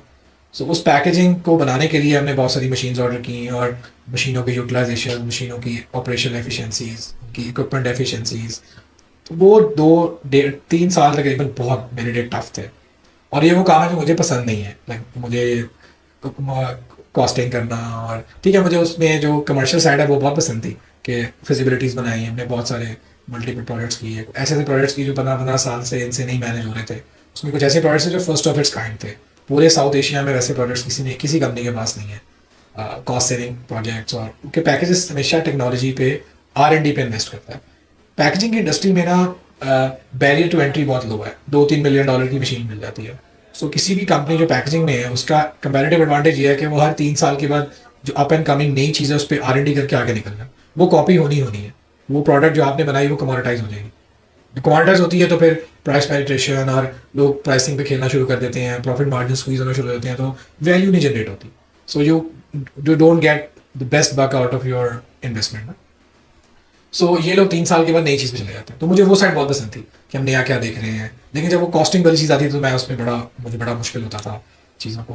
मैं बोर्ड को प्रेजेंटेशन देनी होती थी, वो मसला नहीं था, मतलब बोर्ड को मैनेज करना, अपने इंटरनल मैनेजमेंट को सेटिस्फाइड रखना, वो मसला नहीं था। जो उसकी काम वाली साइड थी ना मुझे बहुत परेशान करती थी। नेचर ऑफ द वर्क काफी मर्जी है। एक साइड मुझे उसका एक पार्ट पसंद नहीं था, और कुछ मेरे डिफरेंसेस थे वहाँ कुछ लोगों के साथ। सो आई डिसाइडेड यार कि क्या करना है इतना पैसे कमा के या इतनी मेहनत करके, इंसान को किसी पॉइंट पे आके ना थोड़ा सा इनवर्ड लुक करना चाहिए। और आप लोग उसको मिड लाइफ क्राइसिस कहते हैं और बड़े नाम उसके चलते हैं। लेकिन मैंने फिर 1 साल एक सबैटिकल लिया, like I left the company उनके बेतहाशा इसरार करने पे कि ना छोड़ो, मैंने छोड़ी कंपनी। मुझे कंपनी की एक रिसोर्स पे इन्वेस्टमेंट होती है, हमें ना लगे कि यार ये मैं क्या तनख्वाह दे रहे हैं, किस तरह भी ये चला रहे हैं। जब कंपनी किसी रिसोर्स को हायर करती है तो उस पर एक सब्सटैंशियल इन्वेस्टमेंट करती है। उसको क्वांटिफाई करना कि उसका क्या नुकसान हुआ, यानी मैंने एक डिसीजन टाइम पे नहीं लिया, वो बहुत मुश्किल है, शायद हो भी नहीं सकता। लेकिन एक ऑर्गेनाइजेशन का एहसान होता है आप पे, एक इन्वेस्टमेंट होती है जो वो आपके ऊपर करती है, और वो बाकी उसको इन्वेस्टमेंट मानते हैं। वो बेशक शो ना करें या कुछ भी आपको नजर ना आए या मुझे वैल्यू नहीं करें, लेकिन एक सिग्निफिकेंट इन्वेस्टमेंट होती है। एक सर्टेन टाइम के बाद तो बहुत बड़ी इन्वेस्टमेंट हो जाती है किसी भी रिसोर्स में, तो डेफिनेटली वो रोकते हैं कि यार आप ना छोड़ें। सो आई लेफ्ट एनीवे, और मैंने फिर तकरीबन, मेरा एक दोस्त था वो एक बिजनेस शुरू कर रहा था, तो मैंने कहा अच्छा मैं इसकी ना कुछ साइड्स मैं देखता हूँ इसकी ना। सो उसकी लाइक उसको ऑटोमेशन चाहिए थी, वो तो रिटेल का बिजनेस था। सो उसमें वो लोग बिल्कुल ही ग्रे मार्केट में ऑपरेट करते थे, कोई बैंकिंग नहीं थी, कोई कार्ड सारा कैश चलता था, तो मैंने उसको सेंट्रलाइज किया, उसके ऊपर क्रेडिट कार्ड मशीन रखी, मतलब बहुत सारे प्रोजेक्ट्स किए, बड़ा अच्छा चलता रहा कुछ अर्से तक। लेकिन ना मुझे बेसिकली वो था सही कि मैं यार मैं बिजनेस करूँगा अपना। Basically it's not about the money. अगर आप बिजनेस भी कर रहे हैं, ठीक है, पैसा इंपॉर्टेंट है, इसमें कोई दो राय नहीं है, लेकिन लाइक आप ग्रो कर रहे हैं, आप मेंटली साइकोलॉजिकली अपने आप को कहाँ देखते हैं, आपकी क्या एस्पायरेशंस हैं, वो बहुत मैटर करता है। मेरे लिए पर्सनली बहुत मैटर करता है। अगर मैं पूरे दिन में किसी से कोई अच्छी डिस्कशन नहीं करता, कोई कुछ मुझे हफ्ता मैंने कुछ नहीं सीखा, तो मैं बोर हो जाता हूँ कि यार ये क्या है। तो मोनोटनी मेरे लिए बड़ी मुश्किल है कि वही काम बार बार बार बार साहब। इस वजह से शायद मुझे कभी अकाउंटिंग या ऑडिट वगैरह पसंद नहीं आया, क्योंकि उसमें बहुत मोनोटनी होती है कि वही अकाउंट्स बनाने हैं, वही ऑडिट कराना है, वही आपने करना है। हर बंदे का अपना है, कुछ लोगों को बहुत पसंद है, मुझे तो कुछ समझ नहीं आती बिल्कुल इसकी। अच्छा, जब आपने बिजनेस के बाद आपने वापस स्विच किया, उसकी क्या स्टोरी है? My mother was not well. हमने बेसिकली मैंने बाहर भी अप्लाई किया, मुझे जॉब्स भी मिल गई, बट लेकिन मैं पाकिस्तान छोड़ना नहीं चाहता। मेरी फैमिली, मेरा भाई बाहर है पाकिस्तान से, मेरी मेरी बहन पाकिस्तान से बाहर है, मेरी मेजर फैमिली पाकिस्तान से बाहर है। So like I don't want to leave my parents here. So मैंने सोचा कि नहीं यार, यहीं रहते हैं। तो ये काफ़ी देर से मुझे अप्रोच कर रहे थे। मैंने तकरीबन 4 महीने बिजनेस किया। सो आई लेफ्ट इन अक्टूबर 21 और मैंने 22 में फिर दोबारा ज्वाइन की। तो तब इन्होंने मुझे कहा कि यार अच्छा तुम्हें क्या चाहिए। सो मैंने कहा मुझे मर्जर एक्विजिशंस और वो जो कॉर्पोरेट फाइनेंस है ना, मुझे वो अच्छा लगता है, मुझे वही वापस लेके आए। तो अगर आप करेंगे तो मैं आ जाऊँगा। मैंने अपने अम्मी से पूछा, उनको सामने मैंने दुबई की 2-3 जॉब्स रखी और पाकिस्तान की एक जॉब रखी। उन्होंने कहा तुम पाकिस्तान की जॉब करिए। जी सर। अच्छा, आप जो हैं फिर पैकेजेस में ग्रो किस तरह करते रहे? आपने पैकेजेस वापस ज्वाइन किया और फिर उसके बाद ग्रो करते रहे? पैकेजेस मैंने दोबारा ज्वाइन किया एज मैनेजर इन्वेस्टमेंट्स, दोबारा जिस तरह मैं पहले था ना। तो उस टाइम उसका नाम थोड़ा डिफरेंट होता था, थोड़ी जॉब रिस्पॉन्सिबिलिटीज़ भी फ़र्क थी। तो लाइक कंपनी इवॉल्व हो रही थी, 3 सालों में उनके डिपार्टमेंट का थोड़ा सा स्ट्रक्चर बदल गया। सो मैंने मैनेजर इन्वेस्टमेंट ज्वाइन किया और मेरे पास 2-3 प्रोजेक्ट्स थे उस वक्त। तो उन प्रोजेक्ट में से एक प्रोजेक्ट मेरा यूएई का प्रोजेक्ट था। सो बेसिकली देवर प्लानिंग, इनका एक मेजर इम्पोर्ट बिल है। तो ये देवर प्लानिंग कि यार हम इस अपने करंट अकाउंट डेफिसिट को ख़त्म करते हैं और हम एक्सपोर्ट शुरू करते हैं। सो हमारा जो ग्रुप है वो बेसिकली इम्पोर्ट सब्सटीट्यूशन पे है। तो हम डॉलर लेके नहीं आते, हम डॉलर बचाते हैं। तो कहीं ना कहीं इनको था कि यार कहीं एक्सपोर्ट भी होनी चाहिए। पाकिस्तान की डिमांड गिर रही है, आहिस्ता आहिस्ता डिमांड श्रिंक है, इकॉनमी श्रिंक हो रही है। तो जो हमारी कैपेसिटीज़ हैं हम उसको एक्सपोर्ट करना चाहते हैं। जो मशीन्स लगी हुई हैं वो तो लगी हुई हैं। सो अगर हम सेल हमने बढ़ानी है, वॉल्यूम्स बढ़ाना है, तो हमें एक्सपोर्ट की तरफ देखना है। सो बेसिकली मैंने वो एज मैनेजर इन्वेस्टमेंट्स मैंने वो प्रोजेक्ट पूरा बनाया। कंपनी इनकॉर्पोरेट की कहाँ होगी, कैसे होगी, tax implications, transfer pricing implications, सारी मैंने उसकी उसकी देखी। और फिर इन्होंने आहिस्ता आहिस्ता आहिस्ता आहिस्ता मुझे उसकी ऑपरेशंस में मूव करना शुरू कर दिया। So basically currently I am working in the UAE company that is a wholly owned subsidiary of the package as chief operating officer. और मैं बेसिकली इम्पोर्ट एक्सपोर्ट जो ग्रुप की इम्पोर्ट है, रॉ मटेरियल, मशीनरी, स्पेयर्स, और जो group की export है finish goods, क्योंकि हमारे ग्रुप में लाइक ओवरऑल ग्रुप तो काफ़ी बड़ा है, पाकिस्तान का दूसरा बड़ा ग्रुप है। जितनी भी कंपनीज हैं जो पैकेजिंग, मोस्टली पैकेजिंग रिलेटेड है, उनकी जो भी फिनिश प्रोडक्ट्स हैं जो इंटरनेशनल मार्केट में कंपैटिबल है उनको हम सेल करते हैं। और कंपटीशन में मतलब उनकी प्राइसेस हम compete करते हैं इंटरनेशनल, क्योंकि कम है, बिकॉज हमारे यहाँ पर इलेक्ट्रिसिटी बहुत महंगी है, इसके अलावा बोरिंग कॉस्ट बहुत ज़्यादा है। तो उसकी वजह से हमारा इंटरनेशनली हम compete नहीं कर पाते प्राइसिंग में। तो लाइक बहुत डिफरेंट सी जॉब है, इसमें सप्लाई चेन भी है, इसके अंदर लॉजिस्टिक्स है, इसके अंदर मार्केटिंग, सेल्स है। So overall operation chief operating officer का मतलब हुआ कि सारे ऑपरेशंस तो आपके अंडर आ रहे हैं। सर जी, लोग तो आपको देखते हैं कि यार एक मल्टीनेशनल कंपनी में कितनी सिग्निफिकेंट पोजीशन है आपके पास। बहुत से स्टूडेंट ये भी चाहते हैं कि हम ग्रो करें और हम इस तरह की मल्टीनेशनल ऑर्गेनाइजेशन में हैं। बट आप एक बंदा जो इंटरव्यू देने आता है उसमें क्या देखते हैं, या आप क्या समझते हैं स्टूडेंट में क्या स्किल सेट होना चाहिए कि वो आपकी कंपनी में जॉब करे? आई थिंक सबसे पहले तो उसकी ओवरऑल पर्सनैलिटी है कि वो मतलब उसकी अपेयरेंस कैसी है, वो बोलता कैसे है। क्योंकि हम हर कंपनी का ना एक अपना कल्चर होता है, तो वो अपने कल्चर के लिहाज से लोगों को रखते हैं। तो अगर उनका एक स्पेसिफिक माइंडसेट है तो वो फिर उसी माइंडसेट के लिहाज से चुनेंगे। इस आपने बहुत सारी कंपनीज देखी कि वो सिर्फ लंप से बंदा उठाती हैं। कुछ कंपनीज हैं वो एक सर्टन पैटर्न पे चल रही हैं, तो उनका एक कंफर्ट लेवल डेवलप हो जाता है एक इंस्टीट्यूट के साथ कि यार ये इस तरह के कैंडिडेट्स यहाँ से आते हैं। सो आई थिंक मैं पहले कॉन्फिडेंस देख रहा होता हूँ। दूसरा मैं जो चीज़ देख रहा होता हूँ वो देख रहा होता हूँ कि लाइक टेक्निकली वो कितना साउंड है। तो कुछ थोड़ा बहुत टेक्निकली भी उसे मैं डिस्कशंस करता हूँ। और थर्ड चीज़ मैं जो देख रहा होता हूँ कि उसका फैमिली का क्या किस तरह का बैकग्राउंड है और उसकी एस्पायरेशंस क्या हैं आगे अपने करियर के लिहाज से। आई थिंक ये तीन मेजर मेजर चीज़ें हैं जिसके ऊपर हम फोकस करें। तो बिकॉज जिस तरह मैंने आपको पहले कहा कि एक डिग्री या एक सर्टन क्वालिफिकेशंस आपको सिर्फ एक इंटरव्यू कॉल तक लेके जा सकती हैं। उसके अलावा उससे आगे आपने खुद लेके जाना होता है। फिर वो नहीं देखेंगे कि आप किस सब चार्टर्ड अकाउंटेंट्स आए हैं, तो फिर आप अकॉर्डिंगली उसमें देखेंगे यार हमें हमारे कल्चर को, हमारे उस जॉब डिस्क्रिप्शन को और उस डिपार्टमेंट को वो ये बंदा कैसे सूट करेगा। बिकॉज आप इतनी बड़ी कंपनी है, उसके अंदर इंटरनली पॉलिटिक्स भी होती है और भी प्रॉब्लम्स होते हैं, तो उसको कैसे मैनेज करना है। वैसे बड़ा एलिमेंट है वो है कि आप जितना जल्दी हो सके उतना जल्दी अपने बॉस के साथ एक ट्रस्ट डेवलप करें ताकि वो आपको एक उसके लिहाज से भी काम दे। और जिस तरह का ऑटोमेशन और डेलीगेशन, इन दो कामों के बगैर आप खुद ग्रो नहीं कर सकते। So that is the main mantra जो होना चाहिए इंसान का, जिससे वो आगे आगे बढ़े। सो हर तरह का डिपार्टमेंट आपको एक्सप्लोर करना चाहिए। जब आप खुद अपने आप को देख रहे हैं तो don't like focus yourself only to finance accounts. Do roam around. हमारे बहुत सारे अकाउंटेंट्स एचआर में हैं, हमारे बहुत सारे चार्टर्ड अकाउंटेंट्स सप्लाई चेन में हैं, बहुत सारे चार्टर्ड अकाउंटेंट्स सेल्स मार्केटिंग वाली साइड पे चले गए। सो लाइक जो भी ओरिएंटेशन है आपकी, आप कोशिश करें अपने आप को मल्टीपल डिपार्टमेंट से मूव करें, और ताकि आपके पास एक बड़ा एक पूरा एक फील्ड ऑफ एक्सपीरियंसेस हो, आपको कमर्शियल का आइडिया हो। फिर आप लोगों की प्रॉब्लम्स को या ओनर के कोई जो विश लिस्ट है या कुछ भी जो भी उनकी उनकी डायरेक्शन है उसको आप ज़्यादा तरीके से बेहतर तरीके से जज कर सकते हैं। और हमेशा वैल्यू क्रिएट करें। डोंट थिंक अबाउट यार आप क्या तनख्वाह ले रहे हैं, आप क्या ले रहे हैं। ठीक है, सैलरी एक बहुत बड़ा एंगल है, कैन अंडरस्टैंड, इन्फ्लेशन है आजकल, लेकिन आप क्या वैल्यू ऐड करें ज़्यादा इंपॉर्टेंट है। जितनी वैल्यू आप ऐड करेंगे आपकी सैलरी उसके लिहाज से बढ़ेगी। और कभी भी आई थिंक आपको डबल ट्रिपल जॉब्स नहीं करनी चाहिए। लाइक अगर आप उसके साथ साथ फ्रीलांसिंग भी कर रहे हैं अपनी जॉब के साथ, सो लाइक हमारा ईमान है कि इंसान का रिस्क जो है ना वो अल्लाह की तरफ से होता है और वो लिख दिया गया। सो आप ज़्यादा मेहनत करके रिस्क बढ़ा नहीं सकते अपना। तो अगर जो भी आप काम कर रहे हैं वो काम आप इतने दिल से करें और उसको इतना टाइम दें कि उसी में आपको तरक्की मिल जाए, बजाय कि आप तीन तीन काम करें और तीनों में से कोई भी उस तरह आपको पार ना हो। सो लाइक घंटे फिक्स हैं तो अपनी फैमिली को भी टाइम दें, अपने कुछ शौक भी ज़रूर रखें।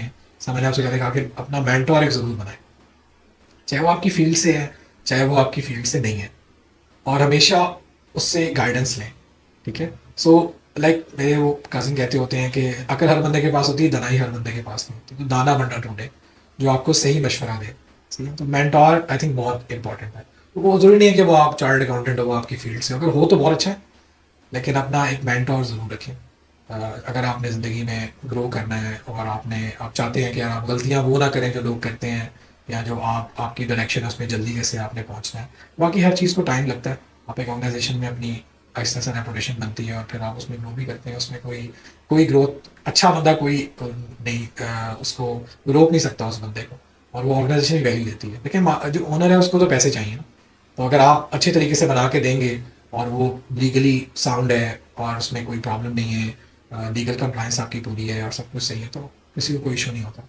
तो वैल्यू जितनी आप ऐड करेंगे उतनी आपकी सैलरी ऊपर जाएगी, बजाय कि आप हर साल लड़ना शुरू करें अपने एम्प्लॉयर से। तो वो अगर आपने वैल्यू क्रिएट की होगी तो आपको वो बहुत ज़्यादा एफर्ट नहीं करनी पड़ेगी, थोड़ी करनी पड़ेगी, बहुत ज़्यादा एफर्ट नहीं चाहिए होती फिर। Done sir. अच्छा, ये एक तो वैल्यू क्रिएशन आपने बताई, आपके कैरियर ग्रोथ में कम्युनिकेशन और नेटवर्किंग कितनी इंपॉर्टेंट है? आई थिंक आजकल के एनवायरनमेंट में communication is everything. Confidence and communication. तो आपकी कॉन्फिडेंस भी कहीं ना कहीं काम करके ही आता है। जब आपको शोर शॉर्ट होते हैं कि जो मैं बात कर रहा हूँ वो ठीक कर रहा हूँ, मेरे पास नंबर्स हैं या एक साउंड लॉजिक है। और कम्युनिकेशन तो ज़रूरी बात है, उसके बगैर तो अब कोई वही नहीं है, गुजारा ही नहीं है। सो आप कोशिश करें कि अपने जो एक्स्ट्रा करिकुलर एक्टिविटीज़ है ना वो भी इस तरह की रखें जो आपको आपकी प्रोफेशनल लाइफ में भी हेल्प करें। लाइक आपकी इंग्लिश अच्छी होनी चाहिए। अब इसमें हम कुछ कर नहीं सकते, एक सेकंड लैंग्वेज है हमारी, एक international acceptable modes of communication है इंग्लिश, तो आपकी इंग्लिश अच्छी होनी चाहिए। वो वक्त के साथ आ भी जाती है, इसमें कोई इतना इशू नहीं होता। लेकिन कोशिश करें कि अपने एक्स्ट्रा करिकुलर भी इस तरह के रखें जो आपको आपकी प्रोफेशनल लाइफ में भी सपोर्ट करें। सर, सर आपका बहुत शुक्रिया आपके टाइम का। आपने आज इतना विजडम हमारे साथ शेयर किया है। मुझे आई एम वेरी श्योर कि ये इंशाल्लाह स्टूडेंट्स के लिए बहुत फ्रूटफुल होगा। Thank you so much sir. जी स्टूडेंट्स, मेरी आज की लर्निंग ये है, ये अपनी ऑडियंस को यही गुड बाय नोट के तौर पे ये कहूँगा कि जो काम करें इतनी क्वालिटी के साथ करें कि आप उसके साथ जी रहे हो। सर उस्मान साबिर से मैंने तो यही देखा कि जब पढ़ाई की तो पूरे दिलो जान के साथ, आर्टिकल्स किए तो पूरे दिलो जान के साथ, क्वालिफाई किया तो पूरे दिलो जान के साथ, क्वालिफिकेशन के बाद जॉब की तो ऐसी की जैसे सब कुछ ज़िंदगी में वही है। सर इतनी डेडिकेशन किसी भी प्रोफेशन में किसी भी बंदे के पास हो तो तरक्की उसके पास आ ही जाती है, वो तरक्की को रोक नहीं सकता सर।